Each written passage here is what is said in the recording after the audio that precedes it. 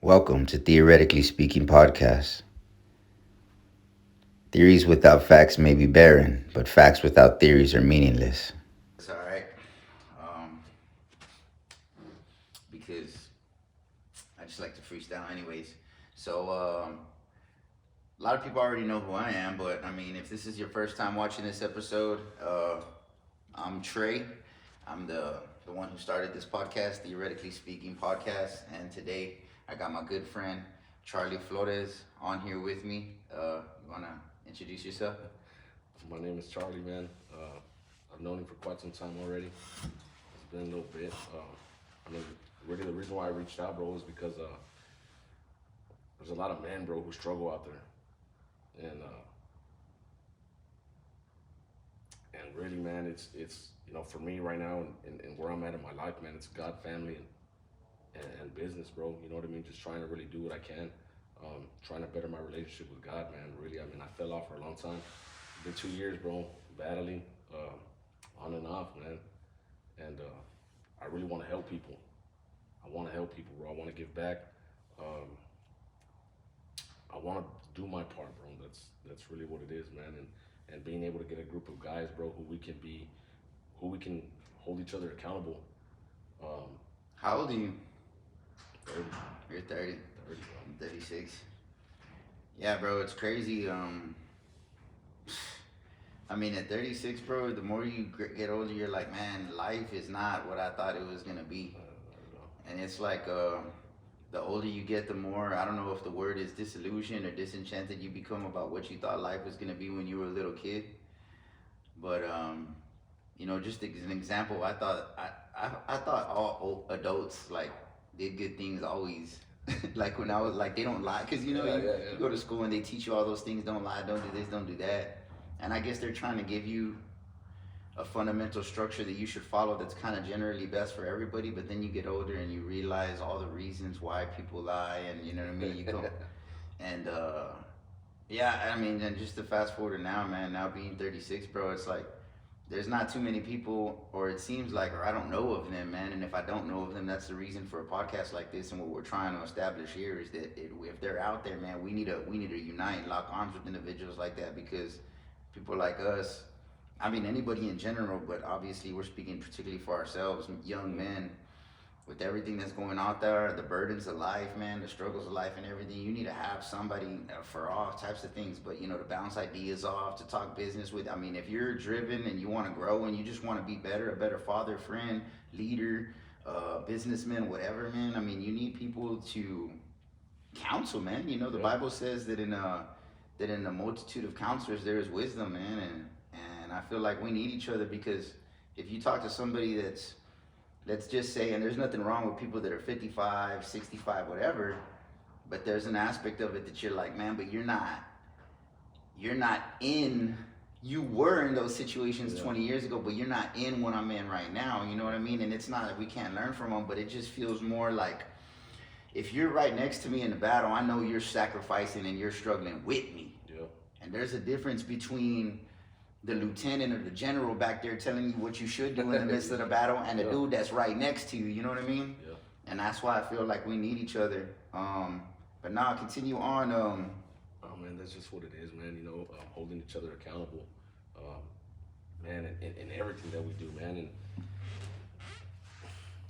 just trying to be a better father, a better man, bro, a man of integrity, bro, a man, humble, man, honest, just trying to walk a righteous life, man, a blameless life, and man, everybody makes mistakes, bro. You know what I mean? Everybody falls, and I found myself falling and staying there. Mm-hmm. You know what I mean? And it's almost like a one day to the next kind of deal where it just kind of snapped for me, and it's like, man, what the hell am I doing? Yeah. You know what I mean? The hell am I doing? Like the tug at the heart. You know what I mean? It's been there for a while, and I've ignored it and ignored it and ignored it, and I found myself in situations, bro, that I shouldn't have been in. So there's a lot of people that are out there like in that same situation. You know what I mean? Yeah. Um, and that's kind of what it is, man. Just getting a group of men together, bro, where we can be there for each other, man.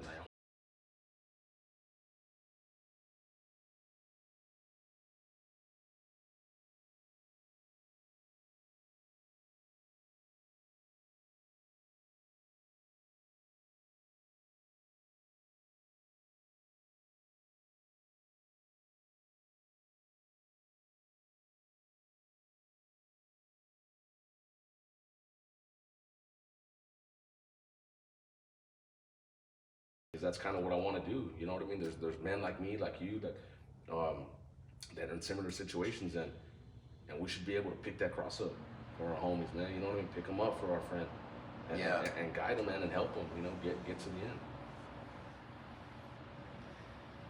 Yeah, bro, and that's so true, man. And whew, I feel like everything you're talking about, like there's like 10, 20 different angles that I want to like shoot off in what you're talking about, man. And I don't know what to say first. On one hand, I want to say something, and on the other hand, I want to ask a question, man. And you know, and I guess you could start wherever you want to start first. But a couple of the questions I have is, since you're kind of fresh in that situation or coming out of that situation, the one question is, how do you feel looking back in retrospect, or a couple of things, how you got there? Like, how did you slip? How did you stumble? How did you get there? Or, you know, coming out of it, what are you learning, and what are some practical things on you can tell, like, or that you start to have revelation and understanding about on how people can get out of that? So those are the two questions. And then there's a lot, but then the thing that I wanted to say is that I can resonate with what you're saying, bro, about being there young. And there's sometimes where I'm in situations where I'm struggling with something, and it's like, man, I don't know who to talk to, and I don't know who to tell.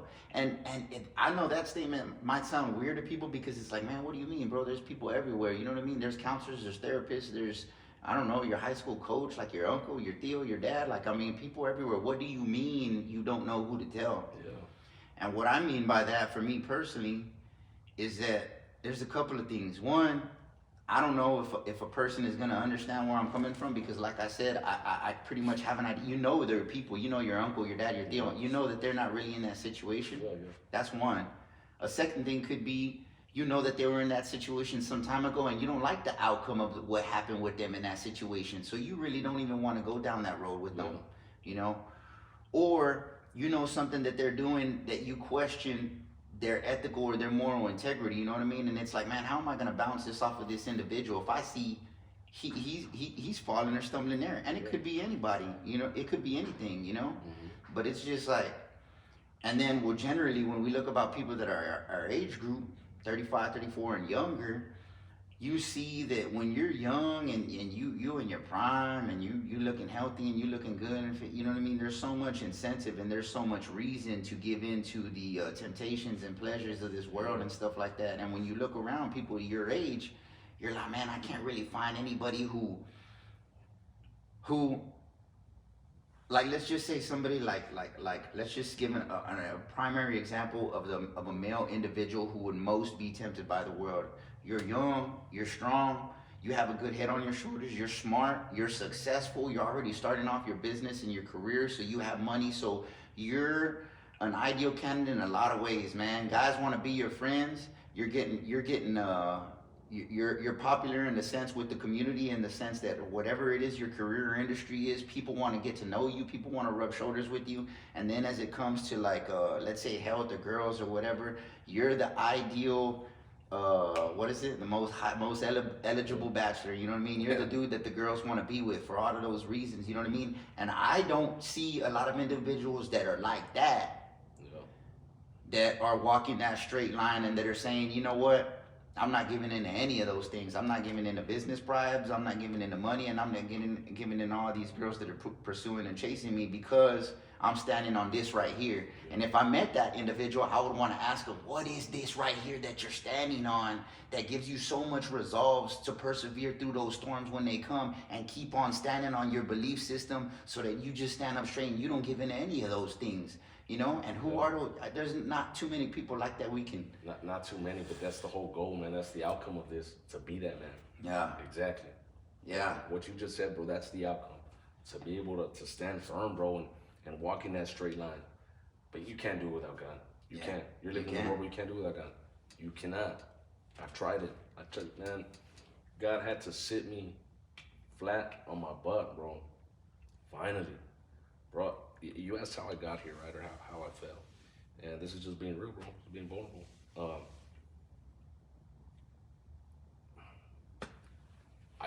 So I come back home, right? This is just kind of backtracking a little bit, right? So I worked out in the oil refinery, did that for 10 years. Um, and it was all good, bro. It was good. My relationship was good, right? You come home for a little bit, right? Do your thing, everything's good. You take off again, right? You're gone 2 or 3 months.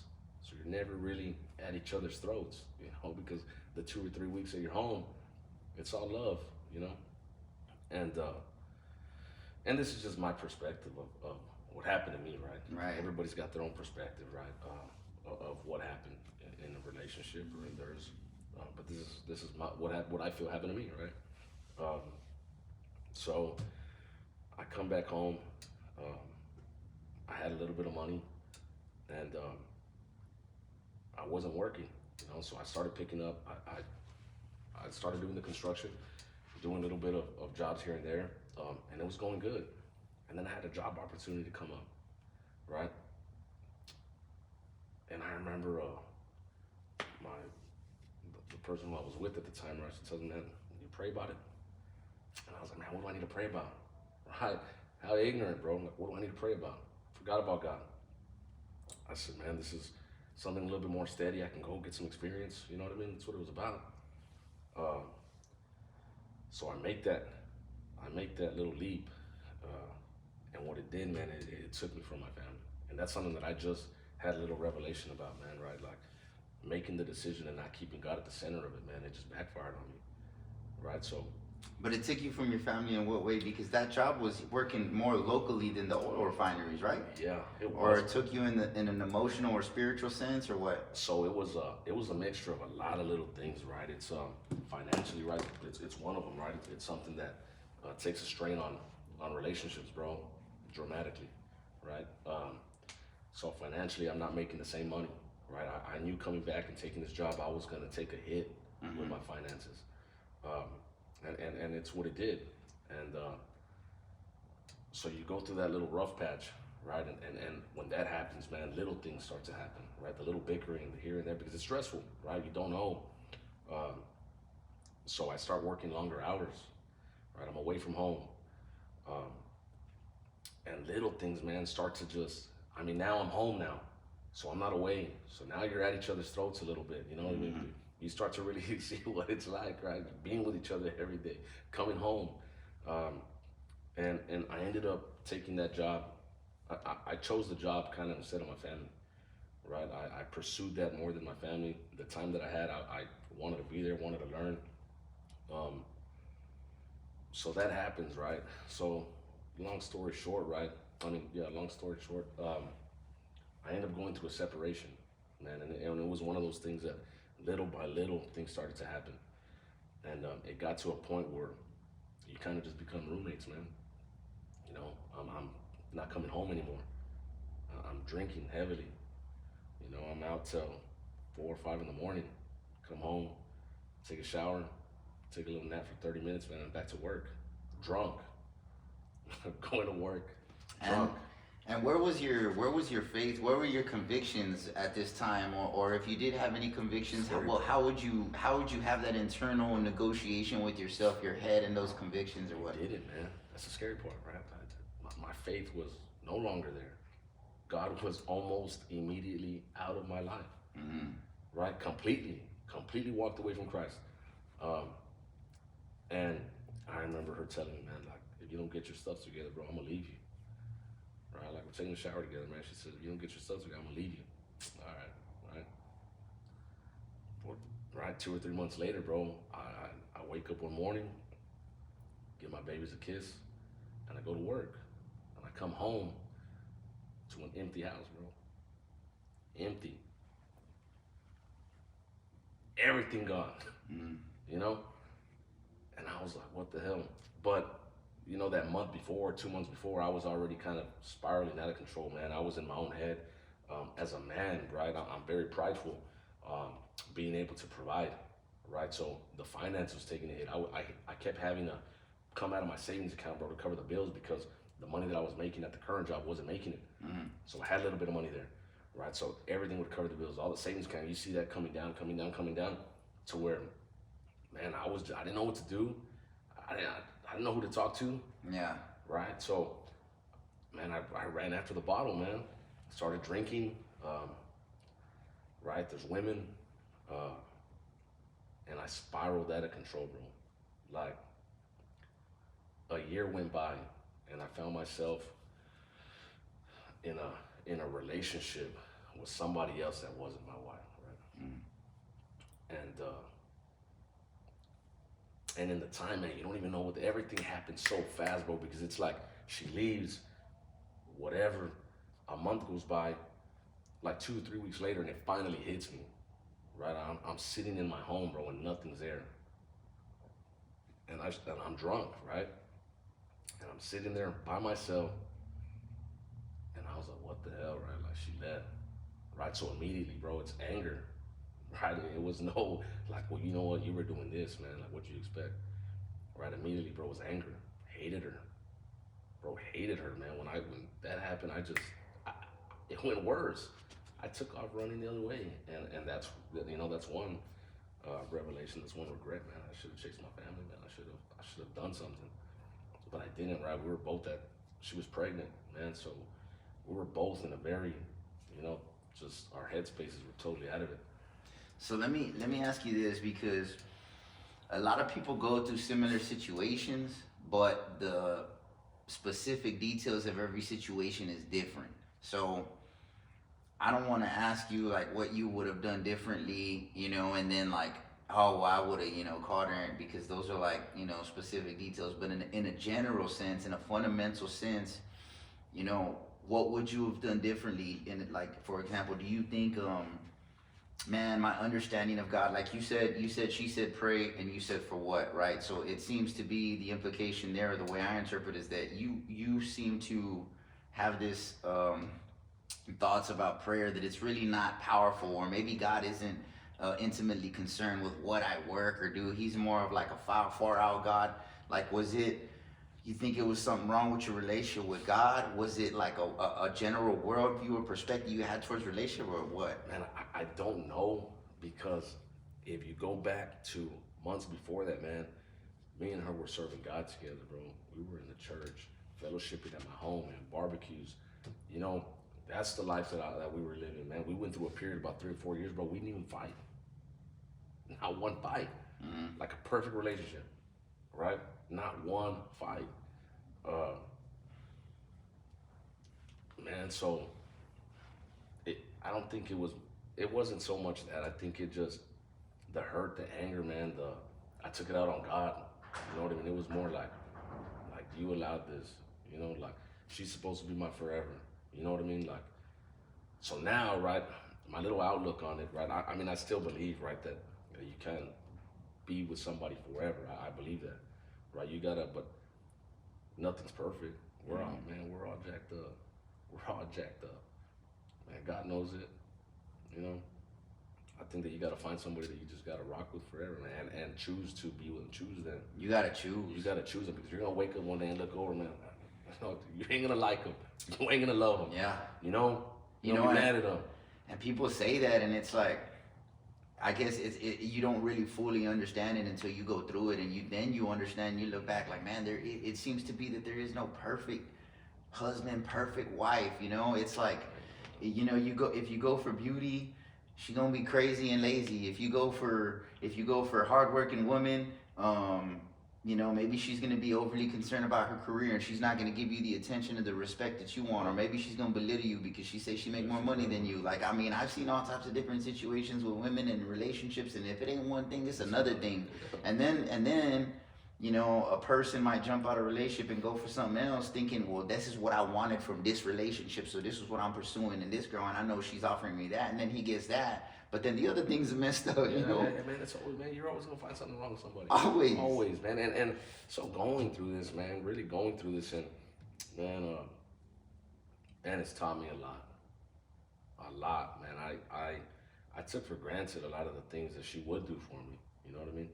So there's things that I do now that, right, I'm like, man, like, I wash dishes now, bro. Like, right, I clean, I do my laundry, man. I fold it, I put it away, right? Little things like that I gotta go to the grocery store, You know, I gotta buy my toothpaste, my shampoo. You know what I mean? Like things like, man, little things like that she took care of, right? That I just, man, she don't do nothing. She's at home all day. You know, taking care of the kids. It's easy. Yeah. It ain't. It ain't. Now that I'm, you know, I got 3 girls, bro. When I get them, it's hard. It's hard.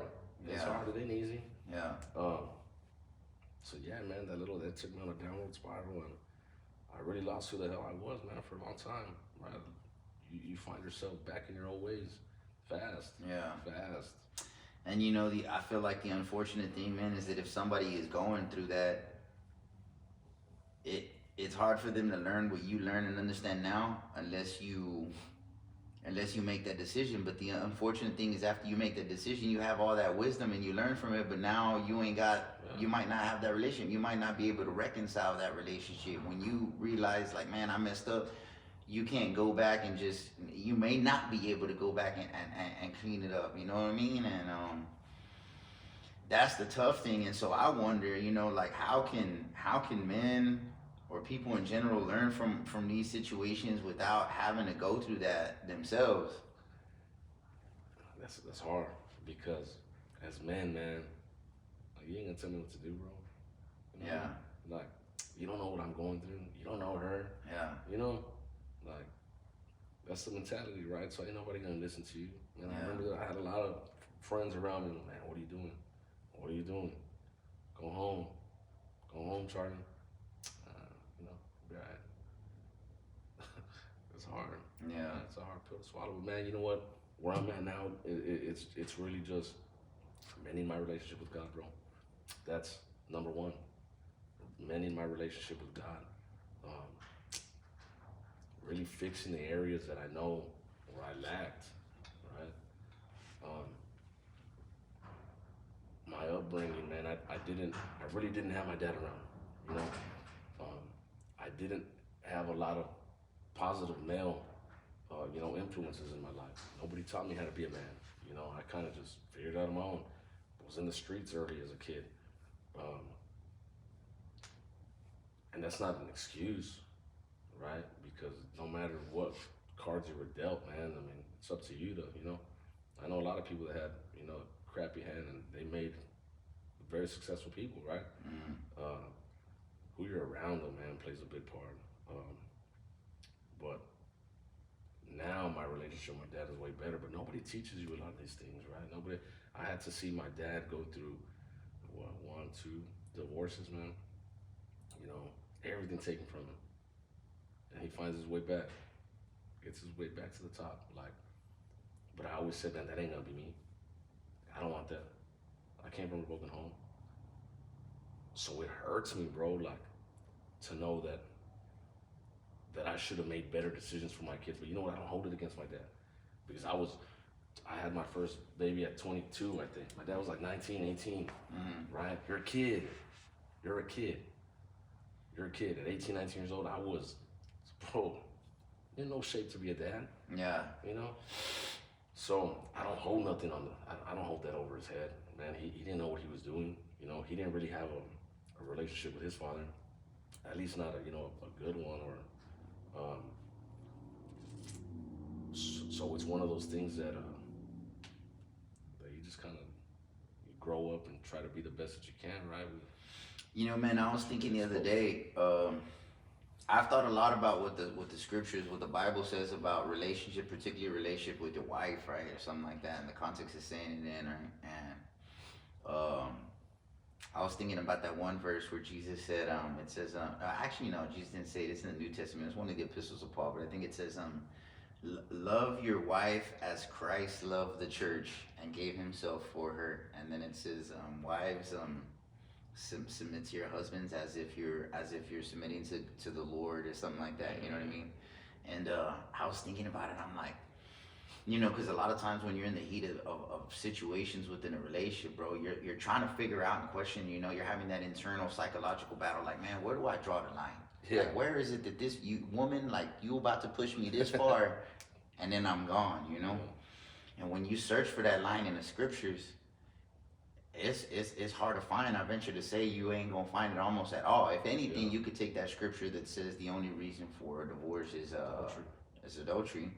You know, But then I've even heard some Jews break that down. That it's talking about during the courtship, because the Jewish courtship is so long, it's months long, and if it happens during that time, then you dissolve the wedding, which is what was going to happen with Jesus' mom. Yeah. And then the angel appeared to Joseph, so they say that's not that. It's actually not talking the context of after the marriage. I don't know. I'm not going to pretend like I'm a Jew or I'm a theologian. I don't know. But I'm just saying, if there might be a reason, that's the only one where you might, right? Besides that, talking about Ephesians, love your Christ, love your wife as Christ loved the church. Well, golly, I don't know. God, Jesus died for the church, so it's basically saying you got to be willing to die. And when I've thought about certain things that I've struggled with and I've gone through in these psychological battles, and I'm looking for that line, I'm like, man, God and Christ called me to die. You know what I mean? And I feel like that's a posture and a position that I've taken towards life in general and all things, whether it's finances or whether it's temptations or whether it's things that are making me angry and frustrating me, pissing me off, that I just want to blow up about and give up on. And I think, you know what I mean? Man, when you think about what would the Lord have me do in this situation, how can I react in this situation that would be bit obedient to the Lord and honor him for what he did to me, as a way that I can show my gratitude towards him, that he is my Lord and my master, and I could reciprocate the life that he gave for me. I could reciprocate that unto him in this decision and this sacrifice that I'm making right now. And when I think about those things, or when I think like that, man, the decision almost becomes very clear. It doesn't become easy, but it becomes clear. And I think that's what Jesus called us to in general, because when he says anyone who will come after me must first deny himself, take up his cross and follow me. And then when Peter later on in the epistle says, I die daily, you start to understand that those words just aren't poetic poems, man. These dudes were out there every day. Yeah, it's real. It's hard. It's hard. It's hard. Yeah, we're born sinners, man. It's the flesh, right? I'm going to do what I want to do. Yeah. Nobody's going to tell me nothing. I'm going to do what I want to do. God's all right with it. I can go out and have a couple of drinks, right? Nothing wrong with it. Go to church on Wednesday, man. Go to church on Sunday. It's hard. Yeah. All right. It's one of those things where, man, God doesn't even require your wife to love you. Well, it doesn't really say that, huh? It doesn't really say that. He just requires her to submit to you, right? She don't gotta love you. Right? It's crazy that you need to love your wife. Man, I never knew, right? I was reading one morning, I want to say I don't know if it's Peter or Timothy, right? Where he says, if you don't treat your wife right, he don't even listen to your prayers.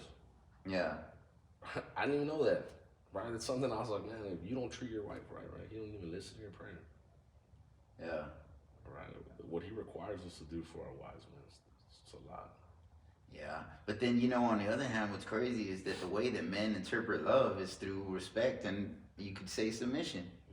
Yeah. Like if a bro, my wife could probably tell me in my face, I don't love you, but if she's submitting to me every day, I ain't gonna believe her. Yeah. Yeah.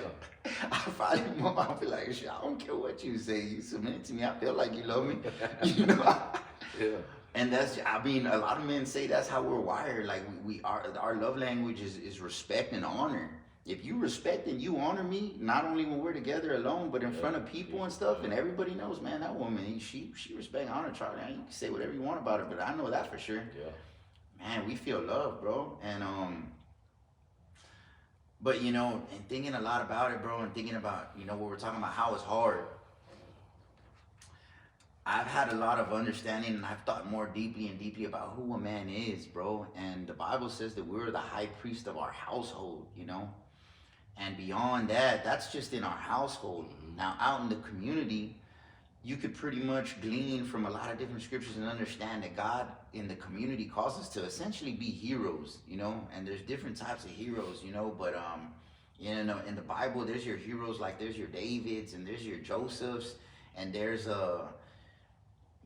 there's all types. David was a warrior in a physical sense, like physically battling. You know what I mean? But then Joseph was a man of prominence. He was a politician. He was a man of governing. He was a man of wisdom. You know what I mean?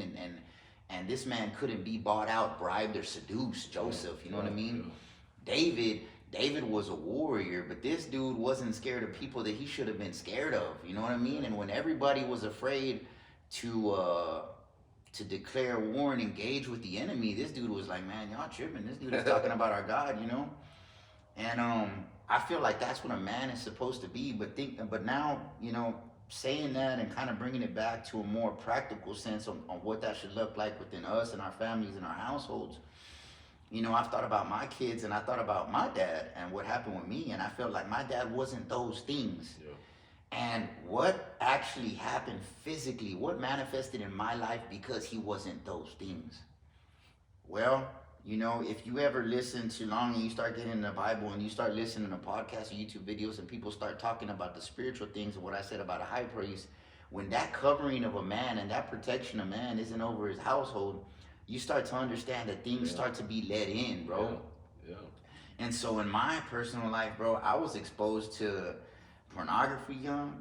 I was exposed to drugs young. And pretty much everything that comes with it, the types of individuals that my dad would bring around, the way they talk, the things they talk about, you know what I mean? It's just for lack of a better way of explaining, it's just a low life of living and low life type of individuals. And you know what type of talk those people talk about, you know? They talk about street, hood, low life type of things. That's just the conversations they have.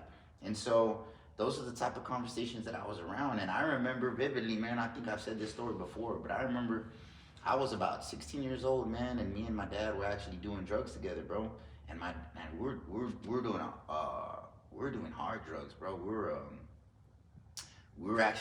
I had actually started. I mean, just to be transparent, since we're all being transparent here, bro. I started smoking rock, bro, and I got tricked into that by one of my friends because I thought it was coke, and he said, well, my friend was like, nah, we all out of coke right now, bro. All we got is this. I'm like, what's that? He's like, it's the same thing, you just smoke it, which was a lie, right? But that's how I got hooked on it, bro. I wasn't ready for that.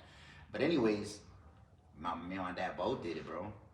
And so one day we were getting high together, bro, and my dad was like, man, put that stuff away, Trey, or your grandpa's about to wake up. We've been getting high all night, bro. I was like, man, don't tell me what to do, whatever, man, bro, whatever, chill out. I'll finish when I'm done. And I finished, bro, and we took off together because my grandpa was about to wake up and go to work. We were living at my grandparents' house, man, and we took off and went to the park. And when we went to the park, we started smoking a blunt together, my dad and I. And while we were there smoking, on the way to the park, my dad's having this conversation. He says, hey, Mijo, you remember that time that you had that nightmare? And he starts explaining to this dream. He said, yeah, you were in your room, you woke up, you came knock on my door, bro. And I remember vividly that nightmare he was talking about. And I remember it was a nightmare where this like black thing was on top of me and it was stabbing me. And I got up and I was in the same scene that the nightmare was happening. So it felt so real to me. So I ran to my dad's room. And when I was knocking, my dad's door was locked, which was unusual to me because it's just me and him in the house. So I'm knocking, he unlocks it, he opens the door, and when he opens the door, he's like, what's up?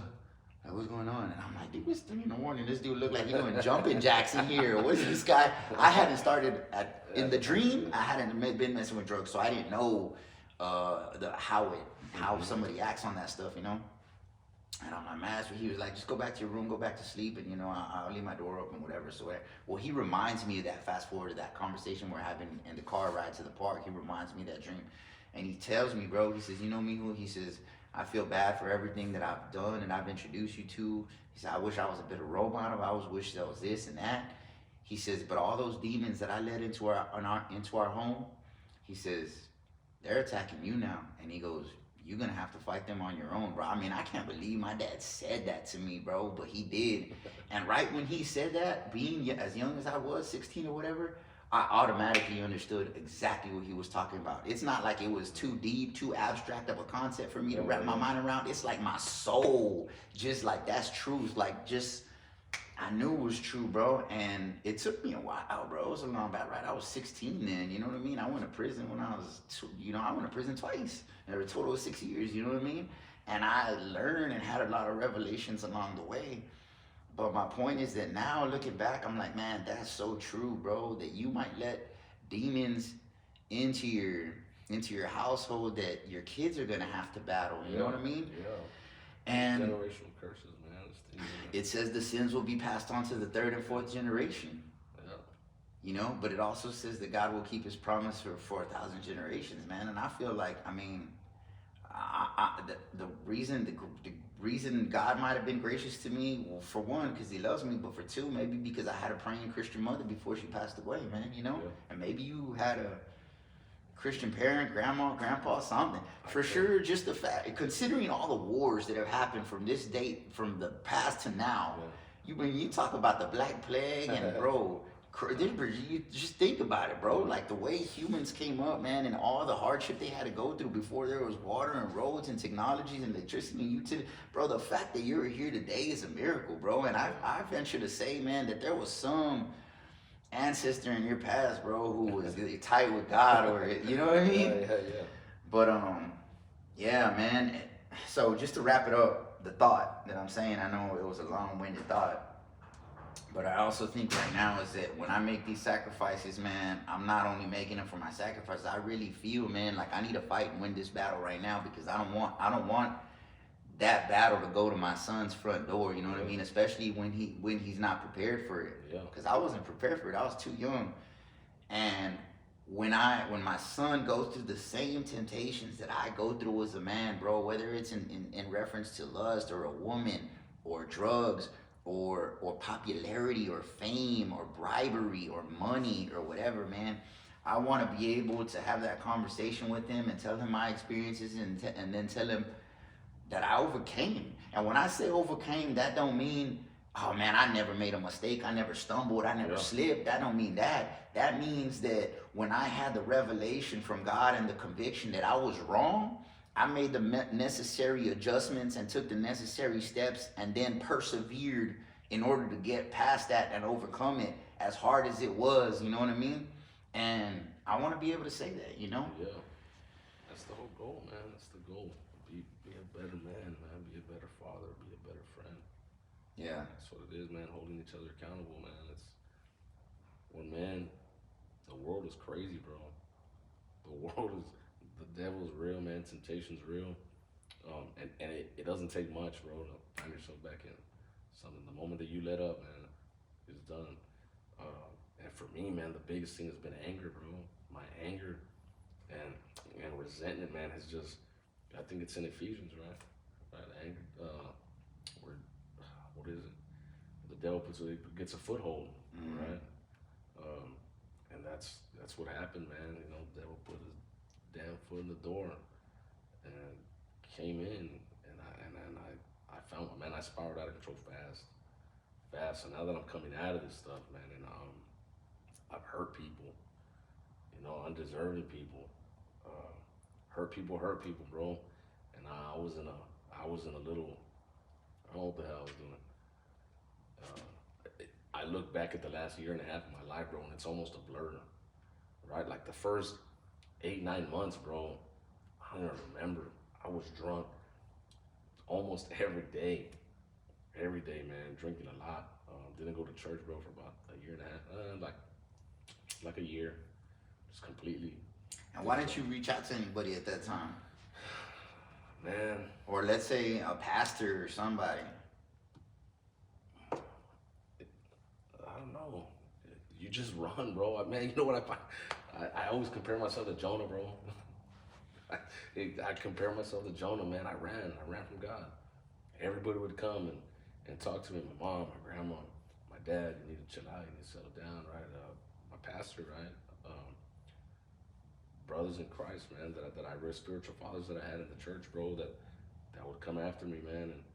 And I would avoid them, bro. I would just hide and run, and just wouldn't answer, and wouldn't text back, and wouldn't show up, and it's hard, right? Because eventually they just stop, right? Eventually it all just stops. Ain't nobody calling no more. Yeah, they're like, he's gonna do what he want to do anyways. Yeah. So, and that's the biggest thing for me right now, is that I went through that, right? And the whole time, I mean, about a year later, right? After that, my heart's been being tugged at, bro. You know, I've been crying out for it without crying out for it. You know what I mean? Like I want it. You know, I want it. I would always choose to do the opposite thing. You know, and my flesh would win all the time. I'd be good for a little bit, 2 or 3 weeks, and then back out there again, doing what I was doing. And And yeah, I don't know why I didn't reach out to anybody. It's one of But those your things, heart's been crying out for what? for God, man. My relationship with God, man. I know that I got a purpose. I mean, now I believe I know my purpose, right? I never knew back then. People would always tell me, man, what do you think your purpose? Man, I don't know. Right? I didn't know. Just naive, right? Just naive to it. But now, man, now that I've been through what I've been through, bro, like it really is on my heart to look for these men, bro, who are going through this, like, and helping them out. You know what I mean? Get them out, hold them accountable, man. Just pick them up, man. Pick up that cross for them. Get them back on track. But I understand that I got to get myself there. Bro, imagine what we could do if there was just 100 men, bro, in a city that were standing strong like with it. I mean, in a general sense, you know, all in their own specific way. But I'm saying they want to give up on their marriage, they're not, or you know, they're fighting through it. They want to slide back into temptation. I don't know, whatever it is, immorality, adultery, pornography. They're not. You know what I mean? They're being bribed. You know what I mean? They're just standing up and they're just battling. And I mean, the longer you go on with it, eventually you become stronger. Yeah, that doesn't mean you don't ever become unsusceptible to it. But you do become stronger, and the Lord does fortify and strengthen you, man. He does. And I mean, bro, I see like our kids, man. Like our kids need people like us so bad, man. Like because they're the ones that are gonna be the coaches, the teachers, you know, the whatever, bro, in the community, the police officers, anybody, you know, and any, you know, martial arts trainers, boxing coaches, you know, like they need it on. I mean, you already know, man. In a general sense, it seems like society is in decline as far as in a moral sense and in the culture. There ain't no morality no more, man. It's gone. It's out. It's out the schools, man. It's out, bro. It's completely gone. Yeah. I mean, you just look at the women now, right? Look at the kids, bro. Look, man. There's drugs in elementary, right? These little kids are doing things, man. The internet, though, right? Technology, man, it's taken off so much that, man, you look around, man, all these little kids are stuck to that iPad, stuck to the phone. Yeah. You know what I mean? Looking at grown-ups playing like kids, you know? There ain't no cartoons no more. It's real. It's too real, man. You look at, and the scary thing is that there's a lot of things that they see, bro, that it looks innocent, but it ain't. Yeah. It ain't. And that's what I'm talking about, bro. Like, let's just create a dramatic or extreme example. You, I, whoever, right? Somebody has a kid, and that just kid grows up being exposed to these videos or whatever, LGBTQ or whatever, or something like that, and they say that, you know, let's say it's a boy. Dad, I feel like a girl. I'm attracted to boys. You know what I mean? You're like, damn. What do you do about that? You know? You know, what do you do? And then, you know, that boy grows up and, you know, 13, 14, 15, 16 or whatever, and you tell him, oh, that's not the way we raise you, Jesus Christ, or whatever. And he tells you, but I like boys, Dad. You know what I mean? Like, you like girls, right? Like, you know what I mean? Like, you gave in to those desires with girls, right? Like, you know what I mean? Yeah. How do you look your son in the face and be like, look, son, I want you to defeat these desires, but I didn't. I mean, you know what I mean? Yeah. And I've thought about that, bro. Like, that's a dramatic situation. And, you know, this is the thing.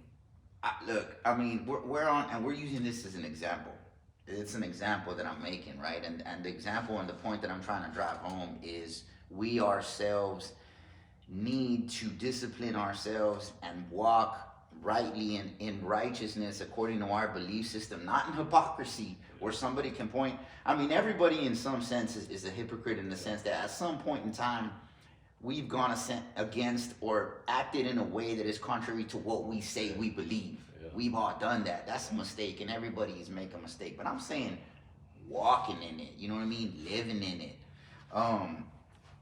How do we do that? And you know, when I was in jail, bro, I used to think that, man, there ain't nothing you could do, right? Using that as an example, there ain't nothing a homosexual could do. That's a sexual attraction. And because at that time, I hadn't gone through a time of testing where I had given up my own sexual desires, I didn't know how to crucify those desires. So I couldn't tell this homosexual man, right, as the example, I couldn't tell him that those desires can be crucified. And then when I surrendered my life to the Lord and well, what that looked for in a practical sense for me was getting rid of my pornographic material, magazines and pictures and all of that, and masturbation. You know what I mean?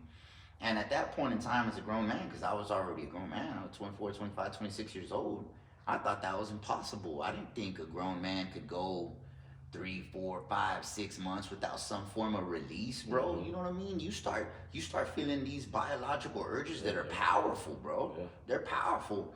And but I remember when I made that decision with the Lord, I said, you know what, Lord, I'm gonna get rid of this and I'm gonna do this. I don't know how I'm gonna overcome it. But from what I'm reading from your scriptures, you just say do it, and that you'll take care of the rest. You'll empower me. So I made that move, bro, and I was able to give that up, bro, for years, you know. I stumbled, I made a mistake, and it was a mistake because, and the difference between that mistake is that it wasn't pre-planned, it wasn't strategized. It's not like when you say, like when you're strategizing, man, I'm gonna go to this website and I'm gonna look for this content. You're it was, bro, like, you know, I had a pen pal and she sent me a book I had never read or known about, and that book, I read some stuff in that book that led me back down and I failed. Right? But when I realized it, I threw it away, got rid of it, and I started anew. And it was hard because when you start anew like that, it brings back all those, quote unquote demons, bro. Like now you're kind of stuck in that again. And now you've given those urges power again. So now you got to go through that, man, it's like starting to work out again if you've been not working out for 6 months, bro. You go and you try to push weight in, bro, you hurt, you can't walk the next day. Like, that's kind of how it is, man. And it's that grueling process of getting back into it, man. So that's what happened. But my point is, when I gave that up, and then I went into the faith-based dorm, and then I saw other men who were pursuing the Lord, and I saw them getting rid of their pornographic material, and I saw them giving it up, and I would think to myself, like, and you kind of know that they're giving it up, like, you can't be sure, but you kind of, you're 95% sure, right? Because you live with these dudes day in, day out. Like, it's like we're all in this room and I could look it towards your direction any time of the day I want. You know the habits, bro. You put up your towel, you put it across the shower when you take a shower, you taking some with you to the shower when you go to the shower. You know, it's a jack book, pictures and everything. You know, the micro behaviors that you just pick up on when you with someone all day, every day. And you see they stop those behaviors. So you're like, man, this dude ain't hiding nothing no more. You know what I mean? And that's how you tell. And you say, man, this man is a grown man, has no incentive to be giving this up because all he has, there are lifers in there, bro. Like, you don't ever have the possibility of ever being with a woman ever again, bro. If you want that type of gratification, this picture right here is the only way you gonna get it. You know what I mean? And they give that up. And I said, man, there actually is something powerful to this repentance thing, man. There is a power. And well, again, I did it myself, right? So I experienced it for myself. And I guess, you know, the point that I'm making there, fast forward now, in that same example of if you have a son that goes through that, is that, you know, and it's just not that, it's any type of temptation that a child might be going through. But when I make my commitment to the Lord, and that's what I would want my child to know. The child, look, the Bible says, David, it says in the book of Psalms, he says, for I was born into iniquity, and in sin my mother conceived me, right? And ever since Adam and Eve were the only perfect humans, and that was before they fell. They were the only sinless humans. That was before they fell, you know what I mean? Ever since then, we're born with sin proclivity, right? It's like, I don't know if it's referred to as theologians as original sin, but we're born with sin proclivity, bro. You know what I mean? And everybody has different proclivities based on your generation, your father, and now science can even see that, right? Like if your dad was an alcoholic, they could do a genetic test and they can know, oh, you're gonna have a genetic proclivity or predisposition to alcoholism. Whereas if you touch alcohol, it's gonna affect you biologically differently than this next man. You know, that's what they say. Yeah, it's called epigenetics, bro. Epigenetics. So let me explain a little bit more on epigenetics, and if you want to Google it, you can afterwards or whatever. But epigenes are like light switches to the light, right? So there's light in this room right here, but we've turned them off and it's dark. We're only using this light right here, right? Everybody has genes that can be switched on or off, right? So they've already found that as it pertains to alcoholism, I think they found one where like sexual libido, like so if your parent or whatever has like a high sex drive, and I don't, to be honest, I don't know what questions they ask these scientists asking these studies to figure that out. But when they do the test, they'll know and they can see in your genes that your child or whatever is gonna pass diabetes, cardiac arrest, heart issues. That's why they ask you on life insurance tests, hey, does anybody in your family have this, that, or the other? Because they know there's a genetic, right? Risk, yeah. Right. But let's say your father and mother was diabetic, right? But you grow up and you eat a carnivore diet or a keto diet. I don't know, whatever diet is anti-diabetes, right? I'm just using an example. You eat a good diet, you stay healthy or whatever. You may have that. Now, type 2 is different, right? But type 1 is it can happen later on in life, but you don't get it. Well, your child may or may not have it, but there's a good chance that your great grandchild, and even more so your great great grandchild, will not have it if you and your child practice a healthy lifestyle and don't overeat on the sweets and the sugars and the sodas and et cetera, et cetera. You know what I'm saying?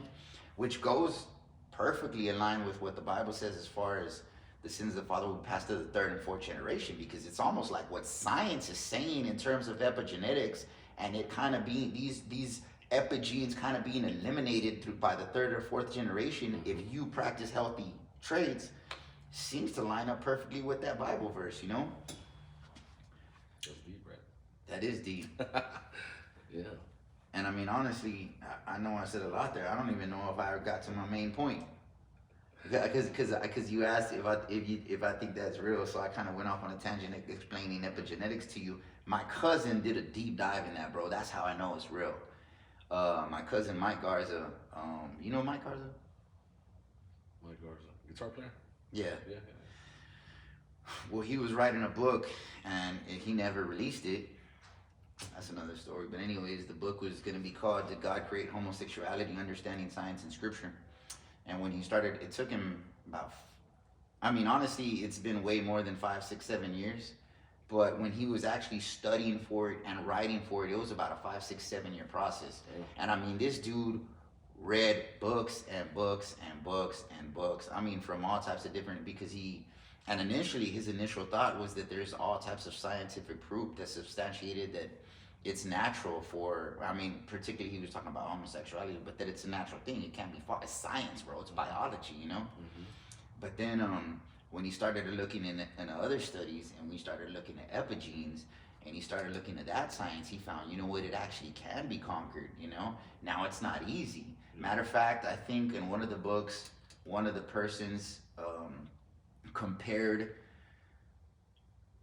trying to stop, I don't know how better way to phrase it, but if you're a homosexual and you're trying to stop that, trying to stop the behavior, it's the same, it's very similar to like a heroin addict trying to come off of heroin. As far as, and what they measured was like brain activity. So it's like, I guess the way that they measured that was, it's a homosexual, hey, you know, they ask him, I guess they do a survey, hey, are you trying to stop? Yes, man, I guess they show him pictures of friends, pictures of places, pictures of people, pictures, and in the brain, they could see it evokes the same excitement and dopamine kind of waves, you know what I mean, as when a heroin addict is showing pictures of heroin that he's been addicted to, you know what I mean? So the withdrawal is very similar, man. You feel depression, you feel anxiety, you feel emotional withdrawal. The people that I felt connected to now, I can't, I'm not with them no more, you know what I mean? Honestly, I went through that when I gave up. When I'm talking about, you know, as far as the book, bro, there's like this transitional period that's like a couple of months long. It's at least 60 days long, bro, where you really feel like crap, bro. Yeah. Because you're like, man, I don't have the same friends.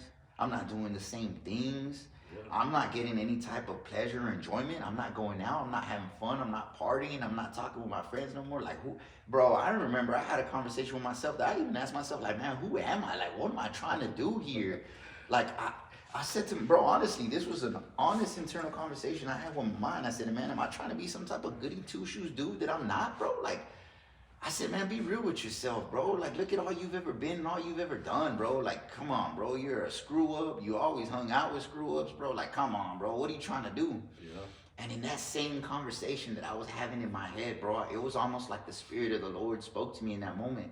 And he was like, man, son, you don't even know who you are.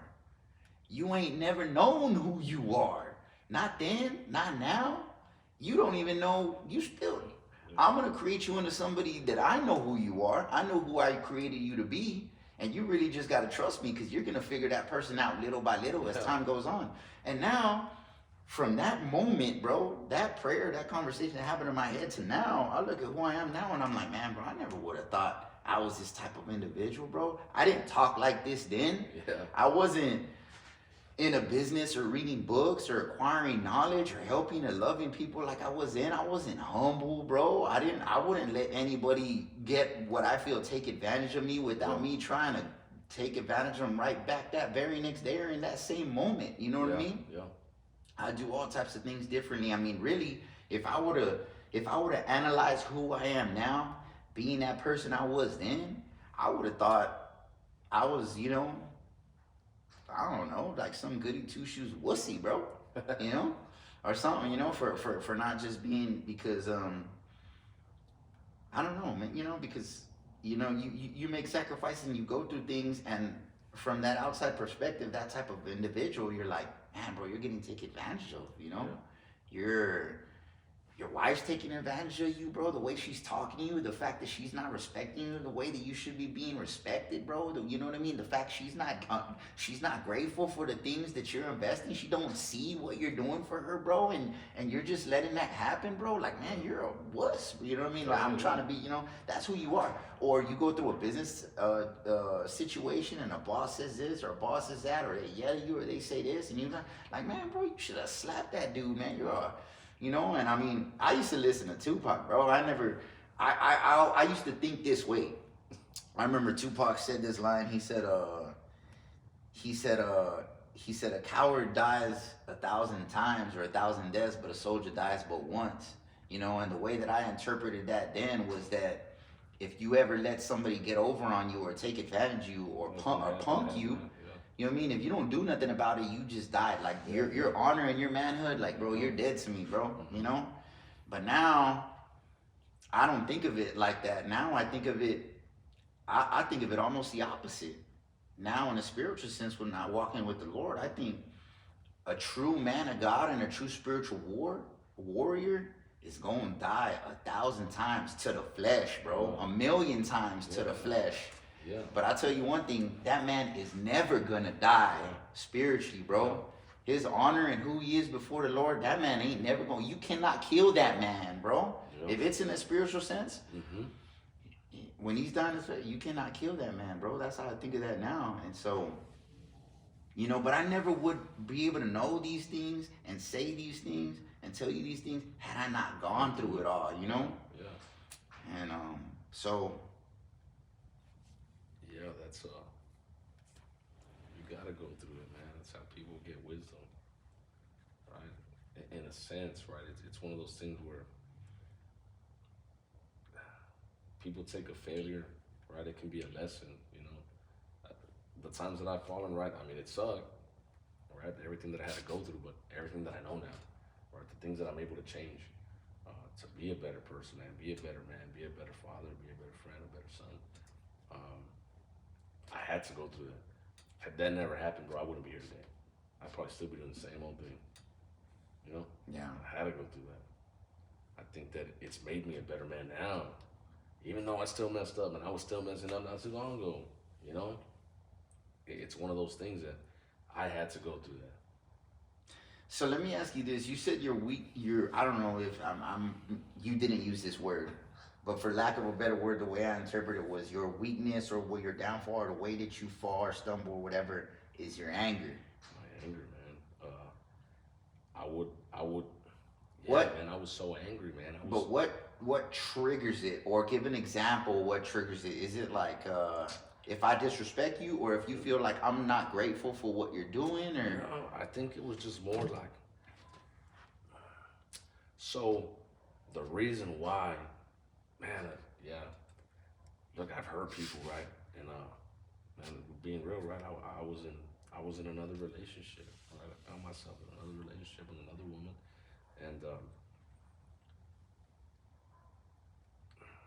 and I hurt this individual, right, because because it all happened too fast. I left one day, kissed my babies goodbye, came back home, they were gone. Didn't know what the hell happened, right? So a couple of days passed, right? Or like 2, 3 weeks passed, and it's barely starting to hit me, but it hits me, right? And it's one of those things that, man, I'm talking pistol in the mouth at night, you know? Suicidal thoughts type of deal, right? Over losing my family. So I ran to the bottle, right? But the acceptance part of it, right? I was never, a year and a half later, I never accepted what happened. So I find myself in this relationship with the feeling of still, like, that's my family. You know what I mean? So I just kept going back and forth. Man, I was double-minded, man. I was everywhere, man. I wasn't at peace. I would entertain myself going out, drinking still, just partying out. Just anything, right, to fill the void is what it was. So let's say in a more practical and more detailed sense, you were angry, and was the internal conversation kind of like, man, she left me, so Originally. I'm gonna do this. It's like, Yeah, I'm mad at her yeah. and I'm mad at God. Like, Yeah, God, you let this exactly, happen, exactly. and since you left me, I'm gonna do this, and Exactly. I'm justified in kind of doing this because shoot, you should have left in the first place. If you hadn't left, I'd be there, you know? Exactly, bro. Right, that's exactly what I thought, man.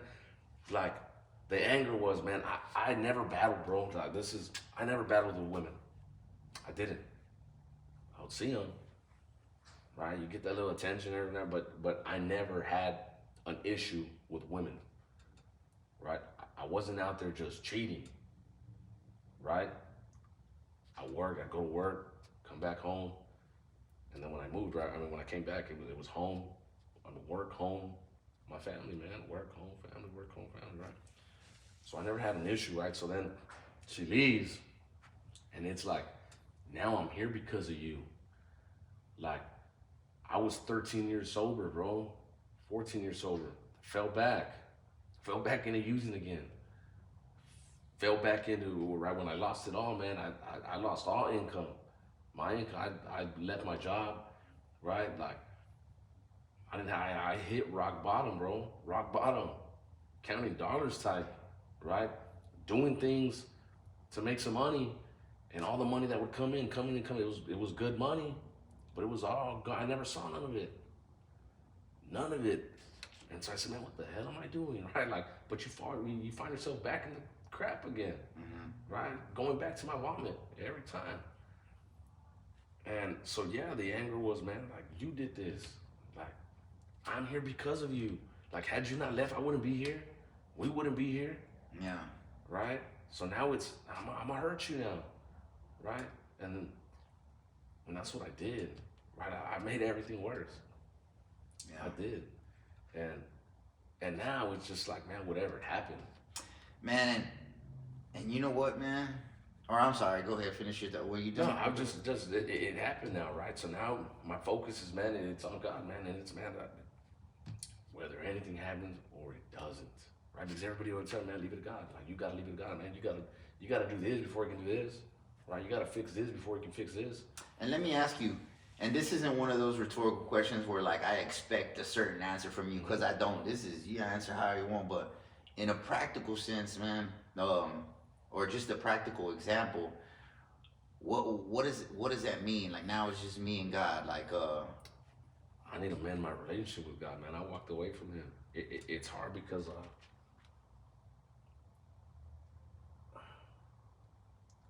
I've never had my kids aren't old enough, right, to leave, right? But I wonder how God feels, bro, when you walk away from Him. You know what I mean? Like, the hurt. His hand has still been upon me, bro. Right? His hand has been upon me. He never left me, but I left Him. I walked away, right? And He was always there, right? The prodigal son type, you know? And, yeah, I don't know. You know, man, I want to say something about that, bro, because there was some verses that I read in the Bible, and they forever changed my perspective about God as it pertains to that. What does He feel about it? And as it pertains to me and us and those types of situations, there's two of them. One of them, the first one is in somewhere in Deuteronomy or something. And I was always confused about this verse, bro, because there's a part where God tells Moses, he says, consecrate yourselves for 3 days, because on the third day I'm gonna call all y'all to the mountain, and I'm gonna give you the 10 commandments and this and that or whatever. And Moses like, all right. So he tells the people or whatever, and he says nobody come near the mountain because you might die and all this stuff, right?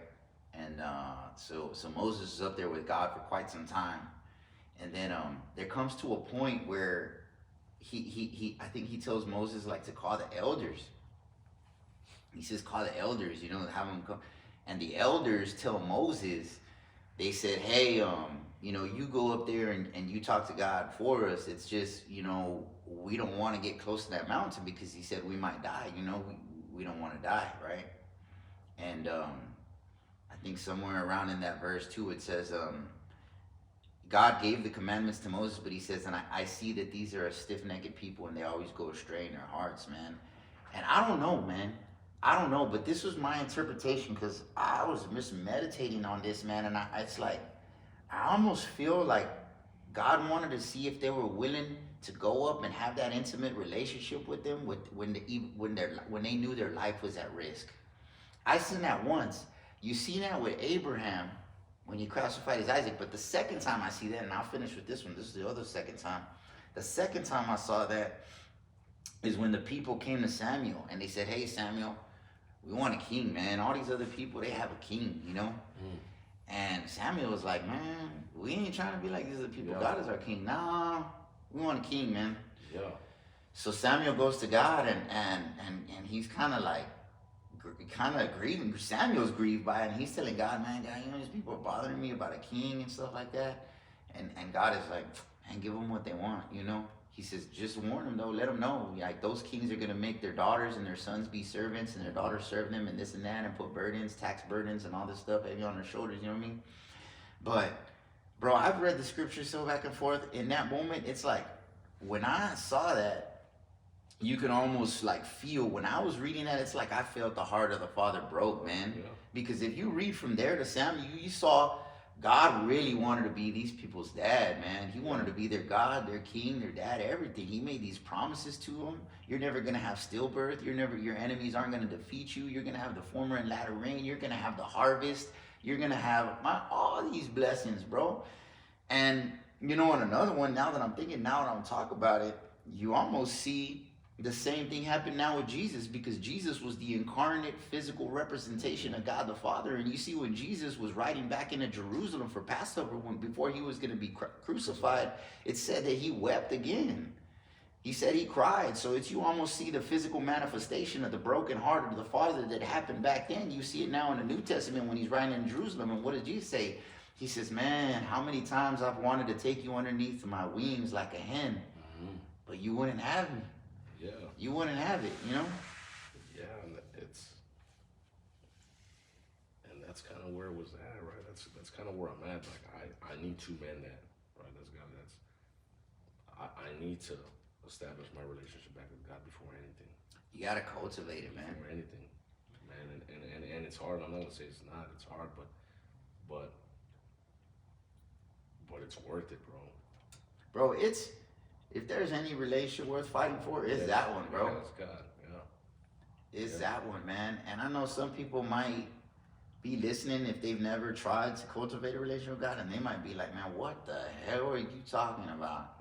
But, man, test it and try it, man.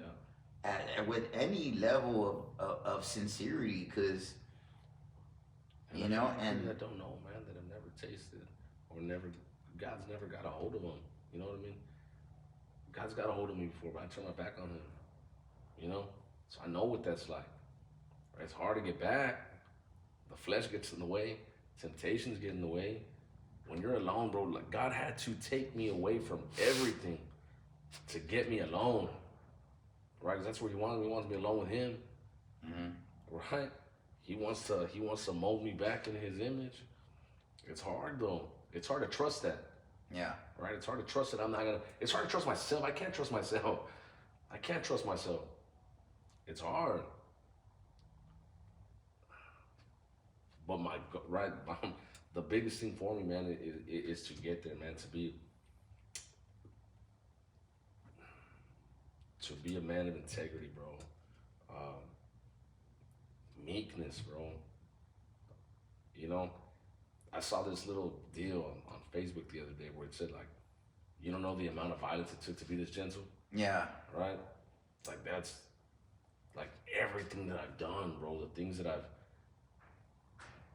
The people that I've damaged, you know. Now, I'm glad that it's happening now though, and not at 35, 36, 40, 42, 43, right? Having a long marriage, bro, and then jacking it all up. Yeah. Right? I'm glad it's happening now at 30. Right? There's a lot of things that I learned through all this. Yeah. Right? But that's kind of where it's at, man. I want to mend my relationship with God, man. I know that He'll pour out everything on me. I know, man. His hand has been upon me, even through all the things that I've done. His hand has been upon me, bro. There's a purpose. There's a reason, right? Like, I know the devil's coming, though. You know what I mean? Yeah. He's coming. He's gonna come. Man, I had a dream the other day, bro, like 2-3 days ago. And I have these nightmares, bro. I have these like crazy sleep paralysis type deals, right? Like every once in a while. Like it doesn't happen often, but I would get them, right? I used to get them a lot back then. And I hadn't had one in a while. I don't know, a couple of weeks, right? Well, the one that I had this other day, bro, was wild. So I was asleep, bro, and you know sleep paralysis, right? Where you can't move, Yeah, right? yeah. You can't move. Dude, I had a freaking claw on me, bro, and I was prying that claw open, right? And when I woke up, I said, damn, bro, like this, you don't want to let me go. You know what I mean? The devil's got a grip, bro, and he don't want to let me go. I honestly feel like dreams like that are warnings from God. I don't know if they're warnings from God and or a combination of a threat from the enemy. Like when he knows you're aware of him, he's like, man, fine, you know what it is. Like I'm gonna let you know I'm here. And I say that because I can resonate with what you're saying because I used to have a similar dream and it was reoccurring. I don't have it anymore, but it was, so I'll explain. But the dream I would have is that I would wake up in the middle of the night and I'd be in my house and I would like look out a window and there'd be somebody there peeping through the window. And I would go in, and as I get close to the window, they trying to get in. I'm like, oh, dude, this dude's trying to go in. And like, I go and I check the window, and it's unlocked, and he's already starting to open it. So he opens it halfway, and in my dream, like, I would sock the dude, bro, or something, you know what I mean? And then all of a sudden, like, I'd see in my prayer, like, more people coming. I'm like, yeah, so I'd like shut it real quick and lock it, you know what I mean? Yeah. And then I'd wake up. And I had that dream so often, I couldn't help but think, like, and I especially asked God, like, man, God, what does this mean? What does it mean? And when I would ask that question, bro, it's like he would internally give me revelation, like the Spirit starts to speak to me, like, son, this is that it. You got to make sure you're not leaving all you got to make sure all your windows and doors are locked. Yeah. Because when one comes in, he calls the homies. Yeah. He goes around, opens the front door, and then they all come in, you know what I mean? And then by the time you know, which is what Jesus says, that whenever a demon or a spirit leaves a person, it wanders through the wilderness, when it doesn't have a place to rest, it comes back to its original home. And if it finds it empty, which I think is an implication that the Spirit of the Lord is not indwelling you, you're not in that place with God. He's apart from, then it comes and it brings 7 worse than themselves, and he comes back and it says, and the latter situation for that individual is worse than before, you know? And so when I understood that and I made whatever adjustments in my life to lock said metaphorical windows and doors, I stopped having a dream, bro. You know what I mean? And you have to, man. It's that foothold, man. It's that thing, man, that like the anger, right, for me. And this is what got me all the time. The anger part, right? Fast forward right now, it's no longer, man, you did this, you did that. The accountability part, where I know I screwed up. Right? I'm not blaming no more. I did the blaming for months, bro. Over a year. I'm not blaming no more. I'm taking accountability for what I did. Right? I know what I did. I know I messed up. I know I screwed up. Whether it works out or it doesn't, it don't matter no more. Right? Like, or if it ever does, right? It doesn't matter. If God decides to give that back to me 5 years, 3 years, 10 years, whatever, he does. If he doesn't, he doesn't. Right? That's kind of where I'm at now. I would love to raise my kids, right? I don't want nobody else to do it. Yeah. right? I was that person. I was that kid. I mean, turned out fine, right? But but it's one of those things, bro, where I don't know.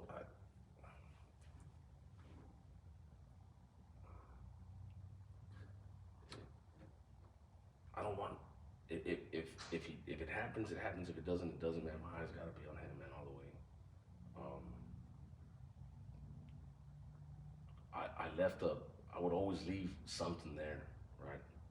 There was always that little wiggle room, bro. You know, and I let the devil come and put a foothold, man, and in my anger, it was like you would say something to me, right? Like, I'm gonna go do this, I'm gonna go do that, I'm gonna go. All right, then go do it. I don't need you, right? And boom, turn around and start doing my thing, right? And then some time would pass, and then again, right? I'm gonna go do this and that. Like I let words dictate my actions, bro. Yeah. Right? Out of anger, like because I was still hurt by the same person that still inflicted, man. It was like the person that hurt, the person that cut me, man, would come and try to put a band-aid on and then rip it off again. Right? And you let that happen a couple of times, man, and now it's all right. Like you ain't gonna do it to me no more. Yeah. Like now I'm gonna do this. Man, and you know what? And I mean, for anybody who's listening, I hope I'm not confusing anybody because I'm comparing what's practically happening in a real world scenario in life to a spiritual thing. But I feel like they're so connected, man, and it's so good. But I remember that verse in the Bible where Jesus said, he says, as Moses lifted up the serpent in the wilderness, so the Son of Man must be lifted up. Remember that situation of the serpent in the wilderness? Well, there's a story in the Bible where the Israelites did something and God punished them, and serpents went in.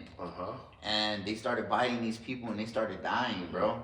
And Moses cried out on behalf of the people and he was like, Lord, like, please stop, have mercy or whatever.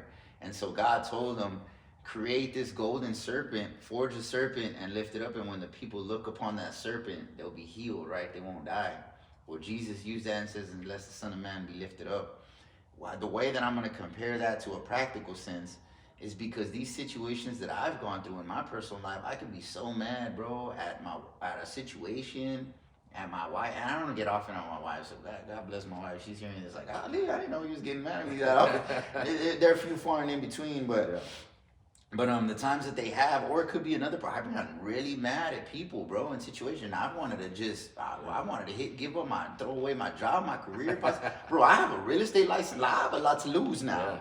You know what I mean? If I act some type of way. And I was so angry in those situations. But the thing is, in those situations, it's almost like the Lord lifts himself up and I switch my gaze to God, bro. And now that person who I know, it takes time to cultivate and really start to know God, bro. But when you start to know God, how much he loves you, how much he sacrificed for you, the fact that he's walking with you day in and day out, he ain't gonna let your kids go hungry. He gonna make sure you have a roof over your head if you really, you know what I mean? It's like, man, and it's like, man, you're so mad at this situation, but then you look at him and he's like, man, I ain't give up on you, you know what I mean? Like, don't do this and throw away what we got, like, I'll get you through this too. I got you through all that. Like, well, why are you getting so riled up that I ain't gonna get you through this too, Bro, it almost like, that's what breaks my heart, and we were discussing on how we've done that to him before, man, and God showed me. When I was going through that time in prison, bro, where he was giving this revelation, he kind of gave me revelation how many times I had turned my back on him. And I was so oblivious to the fact that the one person I shouldn't be turning my back on, I was turning my back on. And I'm letting really these human beings who don't care about me as much as this individual dictate how I reacted and the things I did in my life, and then ultimately dictated how much I grieved him. And all he wanted was a relationship with me. And I'm severing that relationship. I'm compromising that relationship. I'm hurting and harming that relationship because of this.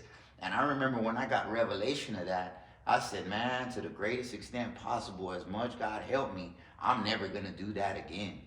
I'm never going to give up this relationship with me and God over any relationship. Yeah, and it shouldn't be that way, right? it should be God first, right? And then everything else. But it's hard to do, right? Your wife gets in the way, your kids get in the way, your job gets in the way, right? I mean, essentially, they all become idols, man. And you start to play church, right? Yeah. You start to just show up and talk to him when you need him, when it's convenient for you. Yeah. Right? You lose that you just everything else becomes more important, man. Life happens, right? Life happens, and then you start to walk away from the thing that is important or put others in front, right? And I did that for a long time, man. I chased the money, man. I chased other things that weren't important, man. I put right my family above things early on, right? Leaving to work and just I when I gave my heart to God, right shortly after, man, I was on fire early on, and then I took that job to go make some money, and dude, my whole relationship with God just out the door, completely out the door, and it took me years later to even establish some kind of, but I never really wanted to sell out. I never did, and I always use the excuse of, man, I ain't gonna be here long. I'll be here 2-3 months, and 2 or 3 weeks, and then I'm back to work, right? So I was able to come home and play that, right, and then go back to work and do whatever I wanted. Yeah. Nobody knew. Yeah, and that was the mistake. And I mean, obviously, there's going to be situations in people's lives. If anybody's listening to this and is trying to glean wisdom and experience and an understanding on how they can avoid these pitfalls that, you know, we have made in our lives or whatever, situations are going to come in life where you're going to enter into a season, let's say, in business or work, where you're going to be working a lot more than you had previously, maybe 60, 80-hour weeks or whatever, right? So how would you maintain, if you go back, how would you maintain that relationship with God even though you're working 60, 80 hours a week? Man, you have to make the time, bro. It's a must, man. Look, I wake up, I don't do it all the time, but I try to wake up at 5:30 in the morning, right? Put my coffee on, put some music on, and I read my Bible, bro, for an hour, right? I try to do that every morning. And then I'll take a shower, man, get ready for my day, go to work. But you gotta be careful with what you do in between, right? Getting on Facebook, you start looking at a bunch of stuff you shouldn't. Listening to music that you shouldn't too, right? Because I can listen to worship music all day, bro, and be good. But the moment that I hit that one Tupac song or that one, right, your whole deal just changes. Yeah. Right, your whole mood, the whole way you start to move throughout the day just changes. So it's you just gotta put God first, man, in everything you do, and I'm starting to do that a little bit. I'm not gonna say that I do it every day. Did I ever tell you what I do with rap music? What? I had when I was locked up, that's my favorite genre of music, bro. Yeah. Rap music. I get hyped to it. I work out to it. I mean, bro, I feel some type of way on rap music, bro. Just like you saying. Yeah. And when I went to the faith-based dorm when I was in prison. I was working on my relationship with God. I had repented already at this point in time, and I was in a faith-based dorm, and I was growing in my relationship with the Lord. But I would still listen to, we had radios in there, so I would listen whatever they're playing on the radio. Mm-hmm. And I remember in there, I mean, it was close. We would even get Houston stations at some time. So man, they'd be on those Sunday night. Man, everybody would start going crazy because they're playing this music, right? I go to church one Sunday. Well, okay, let me backtrack a little bit. While I'm in this faith-based dorm, I'd be cutting hair, I'd be doing some, and while I'd be cutting hair, me and an individual would start having a conversation, and I'd start talking about out there and my old days, and you go down that road, and you glorify the lifestyle, and you start talking about this, that, and the other, and by the time I'm in a faith-based dorm, so everybody in there is pursuing the Lord, and I'd feel conviction because I'd look out my periphery, and I'd see this individual, and I'd feel conviction because I'd be like, man, I was just talking about that brother about the Lord and this, that, and the other, and here I am talking with this dude right here, this dude's here, and we talking and going down through there in the back in the day, and about, and you could talk about those things, but we were glorifying it, bro. We were glorifying it, and that brother didn't even tell me nothing. Like he didn't. I'm just feeling some type of way. I'm feeling conviction about it, you know, and I didn't like it, bro. It didn't sit right with me because I feel like I'm a hypocrite, you know. Like I feel like myself, like man, bro, you're a coward, bro. Like you just pretending you're doing this, and you really, you know what I mean? Yeah. So that Sunday I go to church, and they do a prayer call after the service, and I go up to the front, right? And there's leaders there. They're all inmates too, though, but they've been walking with the Lord. They get this position. They're leaders, And this one brother, he was like, what do you want to pray about? And I said, I want to pray that I get more control over my tongue, on the things I say, right? You know, just say glorify the Lord. All right, let's pray. So we pray. We pray. I didn't think again about it, that prayer.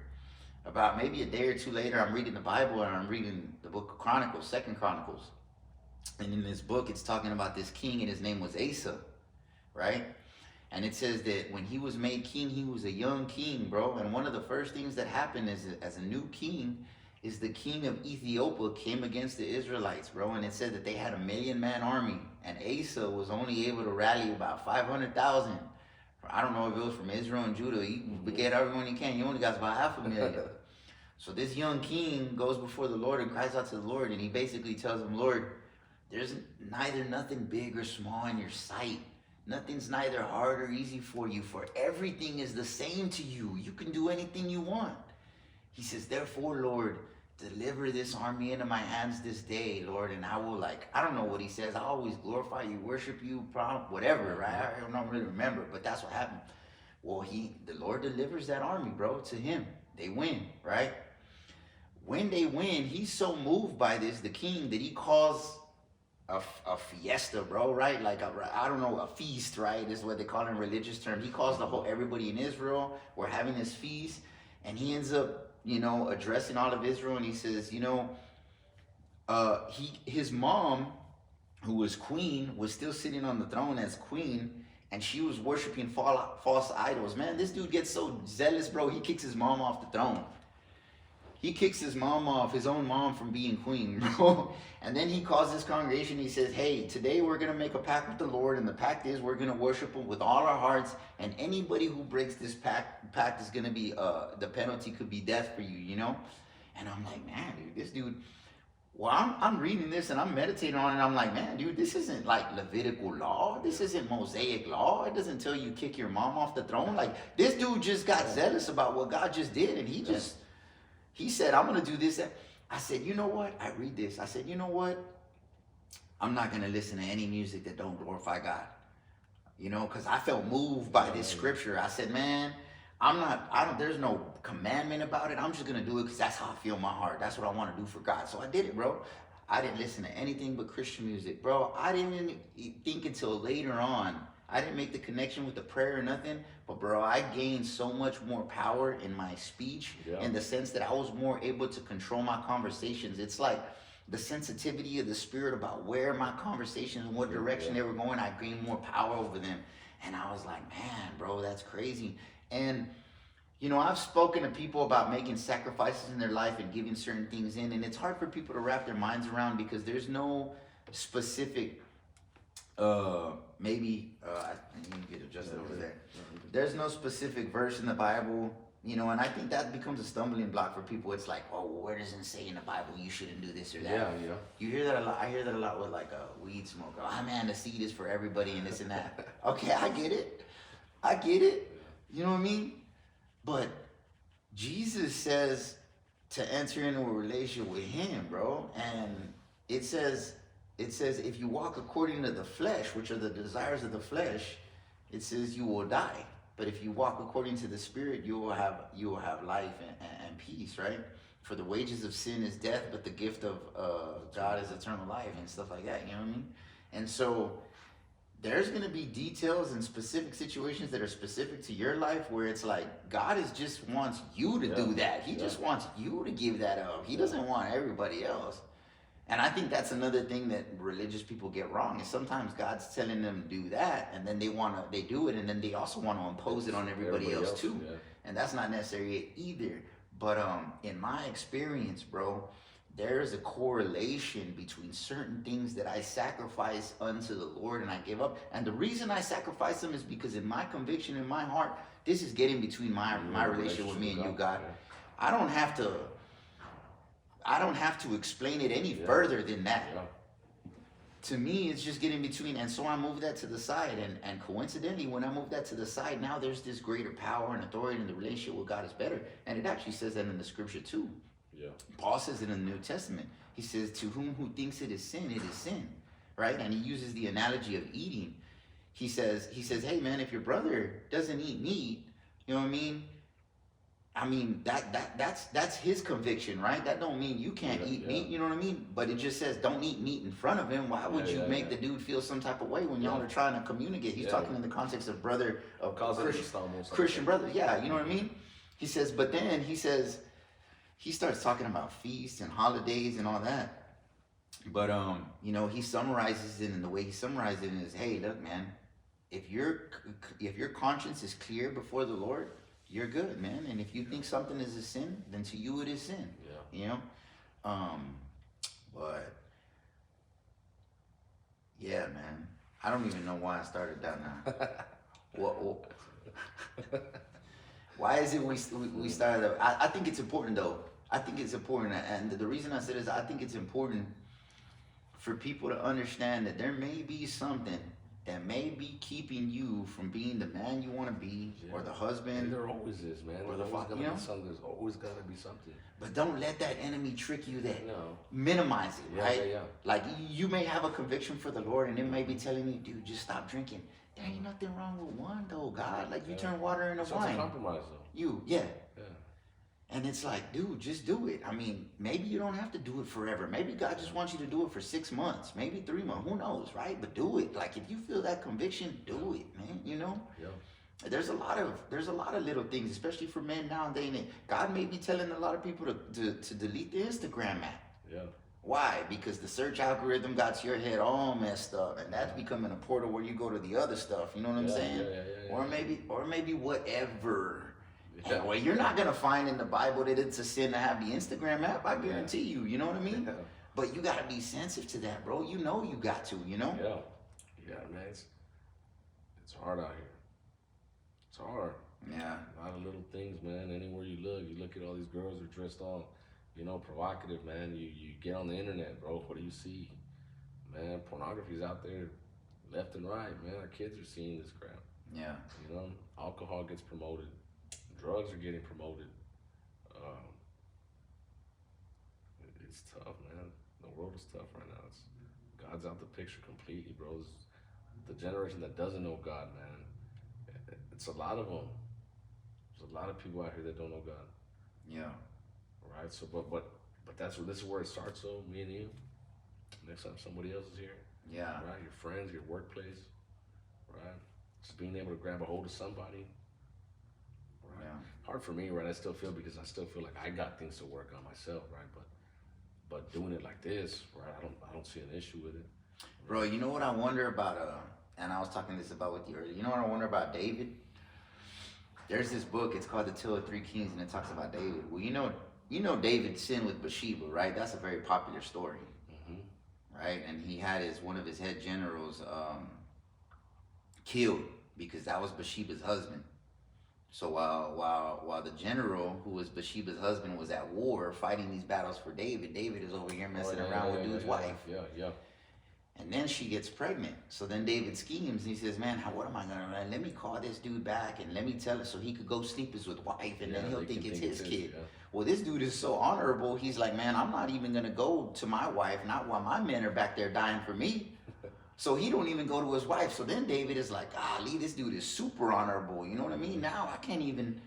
So then he sends the letter with the dude. The dude takes his own death note back to the front line, hands it to, I think the commander was Joab or something like that. And the letter says, hey, man, put this dude where the battle was the hottest and then pull back from him, man. Yeah, set him up to be killed. And he has the dude, he sets him up to be killed, bro. And then you know the story that the prophet Nathan comes to David and tells him, hey, man, there's this dude. You remember that story? And Nathan comes to David and he says, hey, man, David, sit down, man. Let me tell you a story, man, about something going on here in the kingdom. And David's like, what's up, man? What's going on here? Man, there's a man and he's poor. He has this one lamb. He says he so cares about this lamb being poor, he even lets the lamb eat from his table. He says, but the dude has a rich neighbor. The dude has about 1,000 lambs, but because he doesn't want to kill his own lamb, he goes over to this dude's house, takes this dude's lamb, kills this dude's lamb, because that's how greedy and stuff he is, right? And David is like, man, I swear on everything that I love, man, that dude's gonna die today. And Nathan says, David, that man's you. You remember that story? I don't. And David, bro, that's that's the situation where Yeah. David wrote. I don't know if you wrote Psalm 51. Psalms. That's where he wrote Psalm 51, and that Man, God takes David through an up and down though, man. David went through some stuff too, man. he did. So look, this is my point of what I'm saying. If you know David's life, fast forward 20 years, he has children. He has his son Absalom. He had another Abner. He had a daughter. I don't know if you remember this about the story when David, but one of his sons ends up raping his daughter because David had wives and concubines, so they're from different moms. Well, it says that one of David's sons fell in love with one of David's daughters, and that he kind of seduced her into the room. He said, "I'm sick, and can you come serve me some food?" And she goes in, she serves him some food, and then he's like, "Hey, lay with me." And she's like, "No, I can't do this." Like, she was a virgin. She's like, "I can't do this. This is dishonor and stuff like that, bro." He rapes her. And after he rapes her, he says, like, he's so mad. He's like, "Man, get the heck out of here." And she says, "No, not now. Don't kick me out. That's more of a shame than before, Like, at least go ask my dad for my hand in marriage or something, Like, don't shame me like this by kicking me out." Because virgins, they wore robes with multiple colors to let everybody know that they were a virgin, And so he didn't, bro. He kicked her out. Well, after that, Absalom. So Absalom, I don't know if you know that story, was David's son. Well, Absalom tried to create a coup against King David, bro. King David's own son tried to create a coup and get a party of warriors to overthrow David. Absalom was this girl's, they had the same mom. So Absalom was pissed. And I think about this, bro. This is my thought about this to wrap up. I wonder, was David so convicted over his sin? He said, "You know what, man? I fell in a lust. I schemed against this dude to have this dude killed. How can I go and correct my son who did this with my daughter, knowing that all he did was fall to the same thing I did?" Yeah. You know what I mean? And I feel that, like, as a man, I'm like, dude, I can't do that with my children, bro. I cannot, and I see that. I see that with some of my friends. I won't tell them, but I know some of my friends' kids and the things that they're doing, and I think to myself, bro, why are you not correcting your son or daughter? And I'll hear my friends say, "Oh man, bro, we have to, man. Yeah, he's already 17, 18, you know how it is." I'm like, bro, you're setting your son up for failure, because right now, yeah, it may be a porn video, but 10 years from now, it's gonna be another woman. It's gonna be adultery. He's gonna have kids. It's gonna compromise his relationship with his kids. They gonna think some type of whatever, man. Who knows what the stepdad's gonna be? He may abuse them sexually. Who knows? You know what I mean? Man, it's a scary world. There's a lot of stories like that, though. All right, but man, those are generational curses, man. And when do you break them, man? When do you choose to break them? This is today, man. When do you choose to be the one that breaks it? Because you're the one that's going to go through it. Yeah. You're the one that's got to go through it. The Bible says today is the day of salvation. If you hear the voice of the Lord, do not harden your hearts as they did in the wilderness, man. Yeah. And that's what we do. We harden our hearts. I don't know. That's probably just my head, man. That's just my thoughts. Or tomorrow. Or this. Or that. You know what I mean?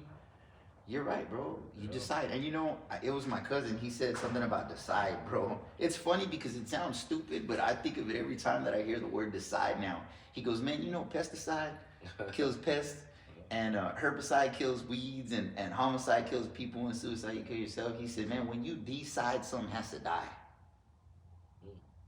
And I was like, bro, that's deep, bro. Yeah. I was deep. And that's what it is. If you really think about it, every decision that you make, something dies. It may be small. Yeah. It may be insignificant, but something dies regardless. And there's also going to be situations where when you decide, it's not small. It's big, bro. Yeah, man, the consequences that you got to live with the choices that you make. Right. We make choices now that we don't understand what the hell we're doing, a month from now, 2 months from now, a year from now. Right? Like, going back to the things that I did, right? I did a lot of things out of impulse, out of anger, right? And I made it worse for myself every single time. Yeah. Every single time. And now look, everybody's telling me, go home. And then go home and stay here. Yeah. And then now look, right? Yeah. So that happens, man. It's the choices that we make, man, that have consequences. Some bigger than others. Yeah. Right? And that one choice, man, can alter. That one consequence, bro, can be a lifetime. Yeah. Right? You get behind the wheel, you're drinking and driving, man. hit somebody, kill them. Right? You made a bad decision, right? But that consequence can be a lifetime, right? Yeah. You go to jail, you can, you know. And you know, that's the thing about being in relationship with the Lord, is because the fact of the matter is, man, you don't know what's going to come of the decisions you make. Yeah. But if you make those decisions in faith with the right heart before the Lord, like, you know what? Yeah. I know that this is right before the Lord. I know this is wrong, Yeah. but I know this is right before the Lord. And that Lord, man, he's going to have you in his hands, bro. And he is the sovereign king. He knows exactly what's going to happen in your life. You don't. But one thing is that you have to, when Jesus says he'll give you a peace that surpasses all understanding, and that's so true, bro. When he says, come to me, you who are burdened and heavy laden, and I will give you rest. Mm-hmm. You know what I mean? You know, give me your problems, give me your burdens, take my yoke, right? Mm-hmm. What that means, yoke, is like walk side by side the Lord, the yoke of an ox, right? Mm-hmm. You walking side by side the Lord. For my burden is easy and my yoke is light. Man, bro, that's so true, bro. Like that peace that surpasses understanding. I mean, you know a little bit about my personal situation, bro, but I've near been living paycheck to paycheck for years already, bro. I've tried one endeavor after another. I've had failures, I've learned mistakes, this and that. But my point is that I'm still there, and I have it. When you say about, you know, the wife and like wanting to get better, wanting to grow, bro, I want my kids to have chickens and land. They can run around, a trampoline, a gym set, a pool, whatever. I want to pay for more extracurricular, this and that and the other, and I haven't been able to do it the way that I want to, man, and it does affect me, you know what I'm saying? But then on the other hand, I think about that verse where King David said, never in all my years have I ever seen the children of a righteous man begging for bread, you know what I mean? And when I start being great, right, and God says, when you come into my presence, come with prayer and thanksgiving, right, making prayer and supplication, you know what I mean? Yeah. And when you start counting your blessings, I'm like, man, bro, my relationship with my kids is so good, my wife is so good, like I'm there in the hands of the Lord, and it's like, really, man, I don't got nothing to worry about, man.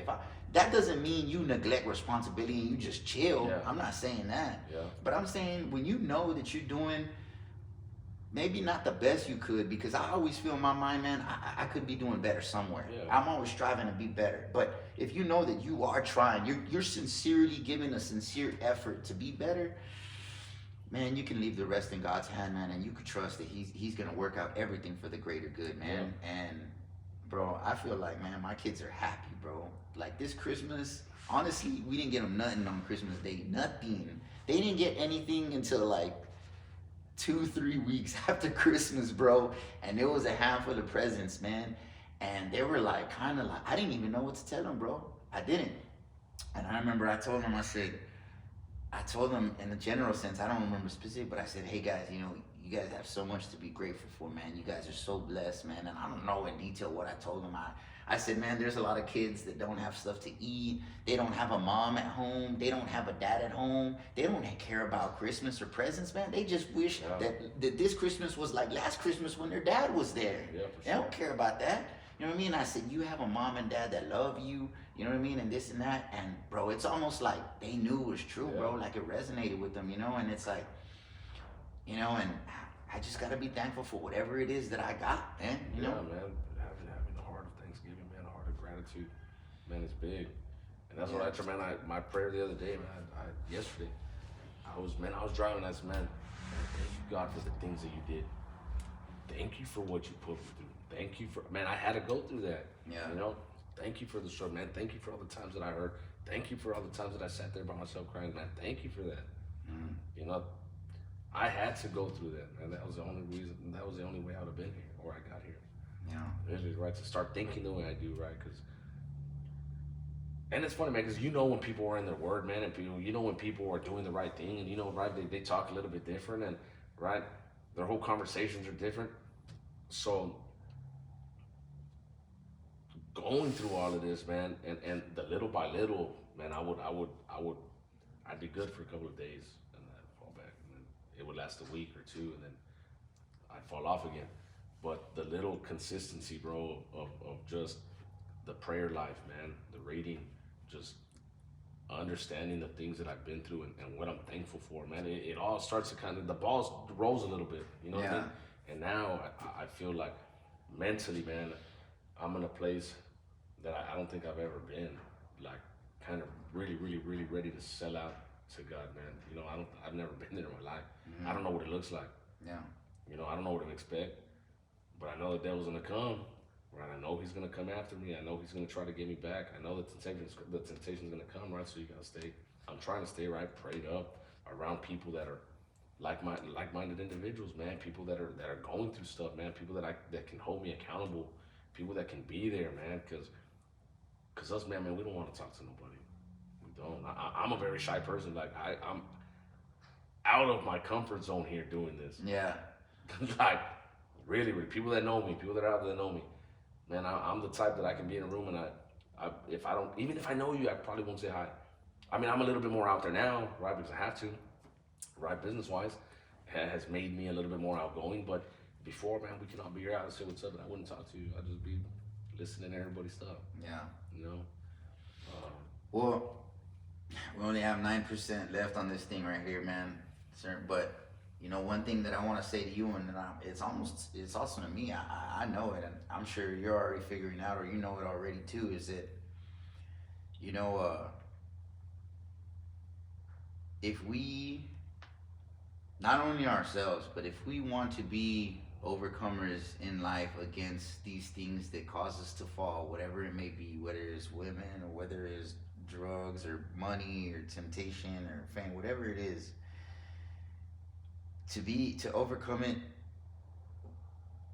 and then also beyond us for our children, right? Yeah. Like if God were to tell you, Charlie, your children are gonna go through the same thing you're gonna go through. You know what I mean? Do you want them to be victorious over that? You know, the obvious answer would be yes, right? Yeah. But then it's like God's response is be like, are you willing to die for it? You know what I mean? Like, are you willing to pay the price so that they could? Which is weird because sometimes we don't see the correlation, but there is a correlation, bro. Yeah. It's there. It's there. I mean, for sure for us in our life. Yeah, for sure. For sure. Yeah. We gotta be willing to die for it. So, now all of us, man, bro, we gotta be willing to die for that, man. And I am, and I wanna associate and fellowship with brothers who are also willing to die for the things that they believe in, bro. Yeah. You know what I mean? Because I mean, it's like they say, if you don't stand for anything, if you don't stand for something, you'll fall for anything. Yeah. That's so true, bro. You know, and that's not to say that we're not gonna make mistakes. Cause we are. Yeah. We are. But it's just that I want to be with brothers, bro, that are sincere. It's like, look, man, I know I messed up, but really, dude, no, man, you're right. I am out, but I do want to get better though. Like I do want to continue going in that direction. Yeah. Not to make excuses and it's because him, her, or the other. There's some people around you, man, that allow you to make those excuses. Yeah. The people that will cheer that on, right? Yeah. That don't want to correct you, Yeah. right? But I don't want to associate myself like that anymore. You know, I want the accountability. Yeah. You know, it's big, man. It's big. Accountability is huge, I think, especially with men, Yeah. right? It's easy for us, man. Like, man, it's all right. I'm gonna do this. I'm gonna do that, right? And you're not gonna correct me. Like, man, I told you so. Like the next time, I told you so. Yeah. I told you that was gonna happen. Yeah. You know, but nobody. I mean, yeah, they would tell you, but assuming, I mean, you're just gonna go do what you want to do anyway, Yeah. right? It's gotten to a point where all of my friends, right? And I ain't gonna tell you nothing no more, man. You do what you want anyway. Yeah. You know, but I really don't want that. You know, because I'm willing to tell you, hey, dude. You know, but man, you gotta be receptive to it, right? You gotta want to change. You gotta want to be different. Yeah, so because really, bro, it's a mutual sacrifice. Like every time I spend time with you, bro, we're grown men. We have bills, we have family, we have other things we could be doing for productive things, furthering our lives in some way or some area. I'm sacrificing for this time right here. Yeah, for sure. You know, and you are too. So when anytime somebody says, "Hey, man, look, man, get it together" and stuff like that, bro, they're sacrificing that time to say that. And that's why people don't do it eventually, because they don't want to waste their words, bro. So yeah, you're right. What you said, we got to be receptive toward. Yeah, you have to, man, because if you have that pride, man, the pride, right? If you got the pride of just being prideful, man, like I don't need nothing, right? I'm good. And that's the biggest thing that everybody asks me. Hey, you good? Man, I'm good. right? Dying inside, right? Yeah. I was, man, hey, how you doing, bro? You been good? Yeah, I'm good, right? Wouldn't tell nobody. The biggest lie I ever told me, I'm good, right? Wow. Yeah, so it's just, yeah, man, being able to be receptive, man, and being around people that, man, because of us as men, man, we just go through stuff. Yeah. We do. We go through, man, we suffer in silence a lot of the time. Yeah. Man, we ain't talking to nobody, right? You got bills, you got family, you got work, all the little stuff. Like, I'm a worrier, bro. Like, that's just me. I worry about a lot of stupid stuff that I shouldn't be worrying about. Yeah. Right? My mind is running 1,000 miles an hour, bro, all day, every day. Me too, right? bro. Especially with work and family, the girls, and with the finances, and right, it's a lot, Bro. right? I feel like men are wired like that. Like, my We wife are. tells me, We like, are. what are you doing? You're always on that phone texting.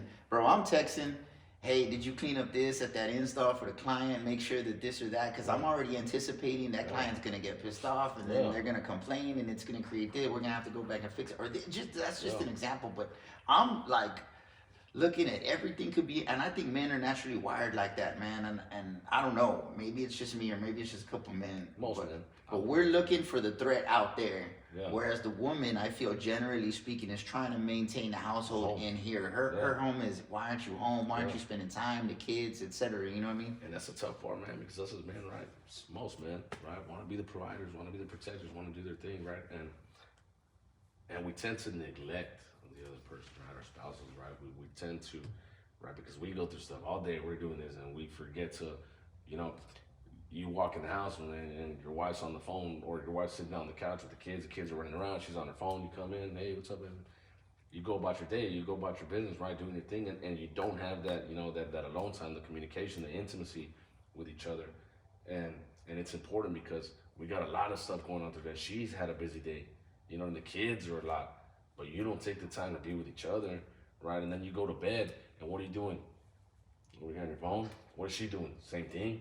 Yeah. You don't got that time with each other, right? So like that's important, right? Having the busy schedule, the busy day, but making time for that. Yeah. Right? It's a big one. These damn phones, man, they jack everybody up. Yeah. Yeah, bro.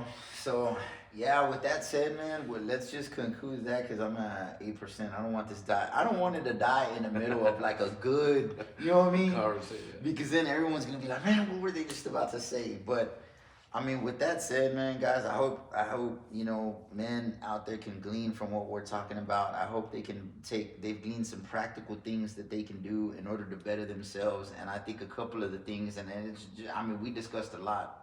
But I think just to reiterate a couple of things we discussed, practically they could do, is get into that relationship with the Lord. Make time for that. Prayer, talk to him. Just talk to him like a friend, man. God, I'm going through this, you know what I mean? And if you can do more than time, then the more the better. And from that, make time for your spouse if you're in a relationship. You know what I mean? Your kids too, man. Try to have, I think the reason I think the thing with the Lord is the most important, because when his spirit is talking to you, he'll remind you of the other things that matter. For sure. You'll be on your way home, and it's like the spirit of the Lord will be like, man, just pick up some flowers on the way home, or just take a one rose or something, man. And she's had it up to here with kids yelling all day or whatever, and you take it that one rose, and she feels like relief, like, man, he is thinking about me. And then she feels like, man, he's been working all day, going through this and that, and he still thought to bring me home this, or being selfless. Being selfless, bro. Selfless, man. You know? It's a hard thing, right? It is a hard thing to do. I mean, for me at least, right? That was one thing that I battled with, man, is being selfless. Yeah. Right? I was always worried about other stuff than the stuff at home. Yeah. Right? Because who I was with at the time, man, was just so strong, bro. Like, she took care of everything. Yeah. You know what I mean? So, you don't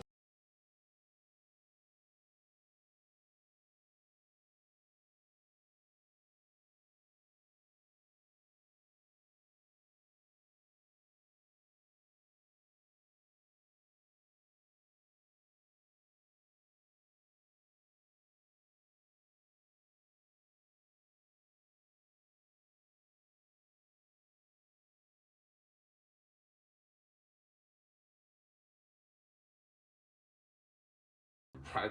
We go through, we're gonna go through. It's gonna keep being like this. But a lot of people bottle it. I bottled it up forever. They just tell men, let's go to counseling. That's for white people. I didn't go to counseling. Yeah. That's what I thought, ignorant, Yeah. right? I go to therapy now. love it. I think Yeah. everybody should do it. Yeah. So Right. I mean, hey, man, if you're out there listening, if you're in a situation like this, you feel you can't talk to nobody, maybe you can.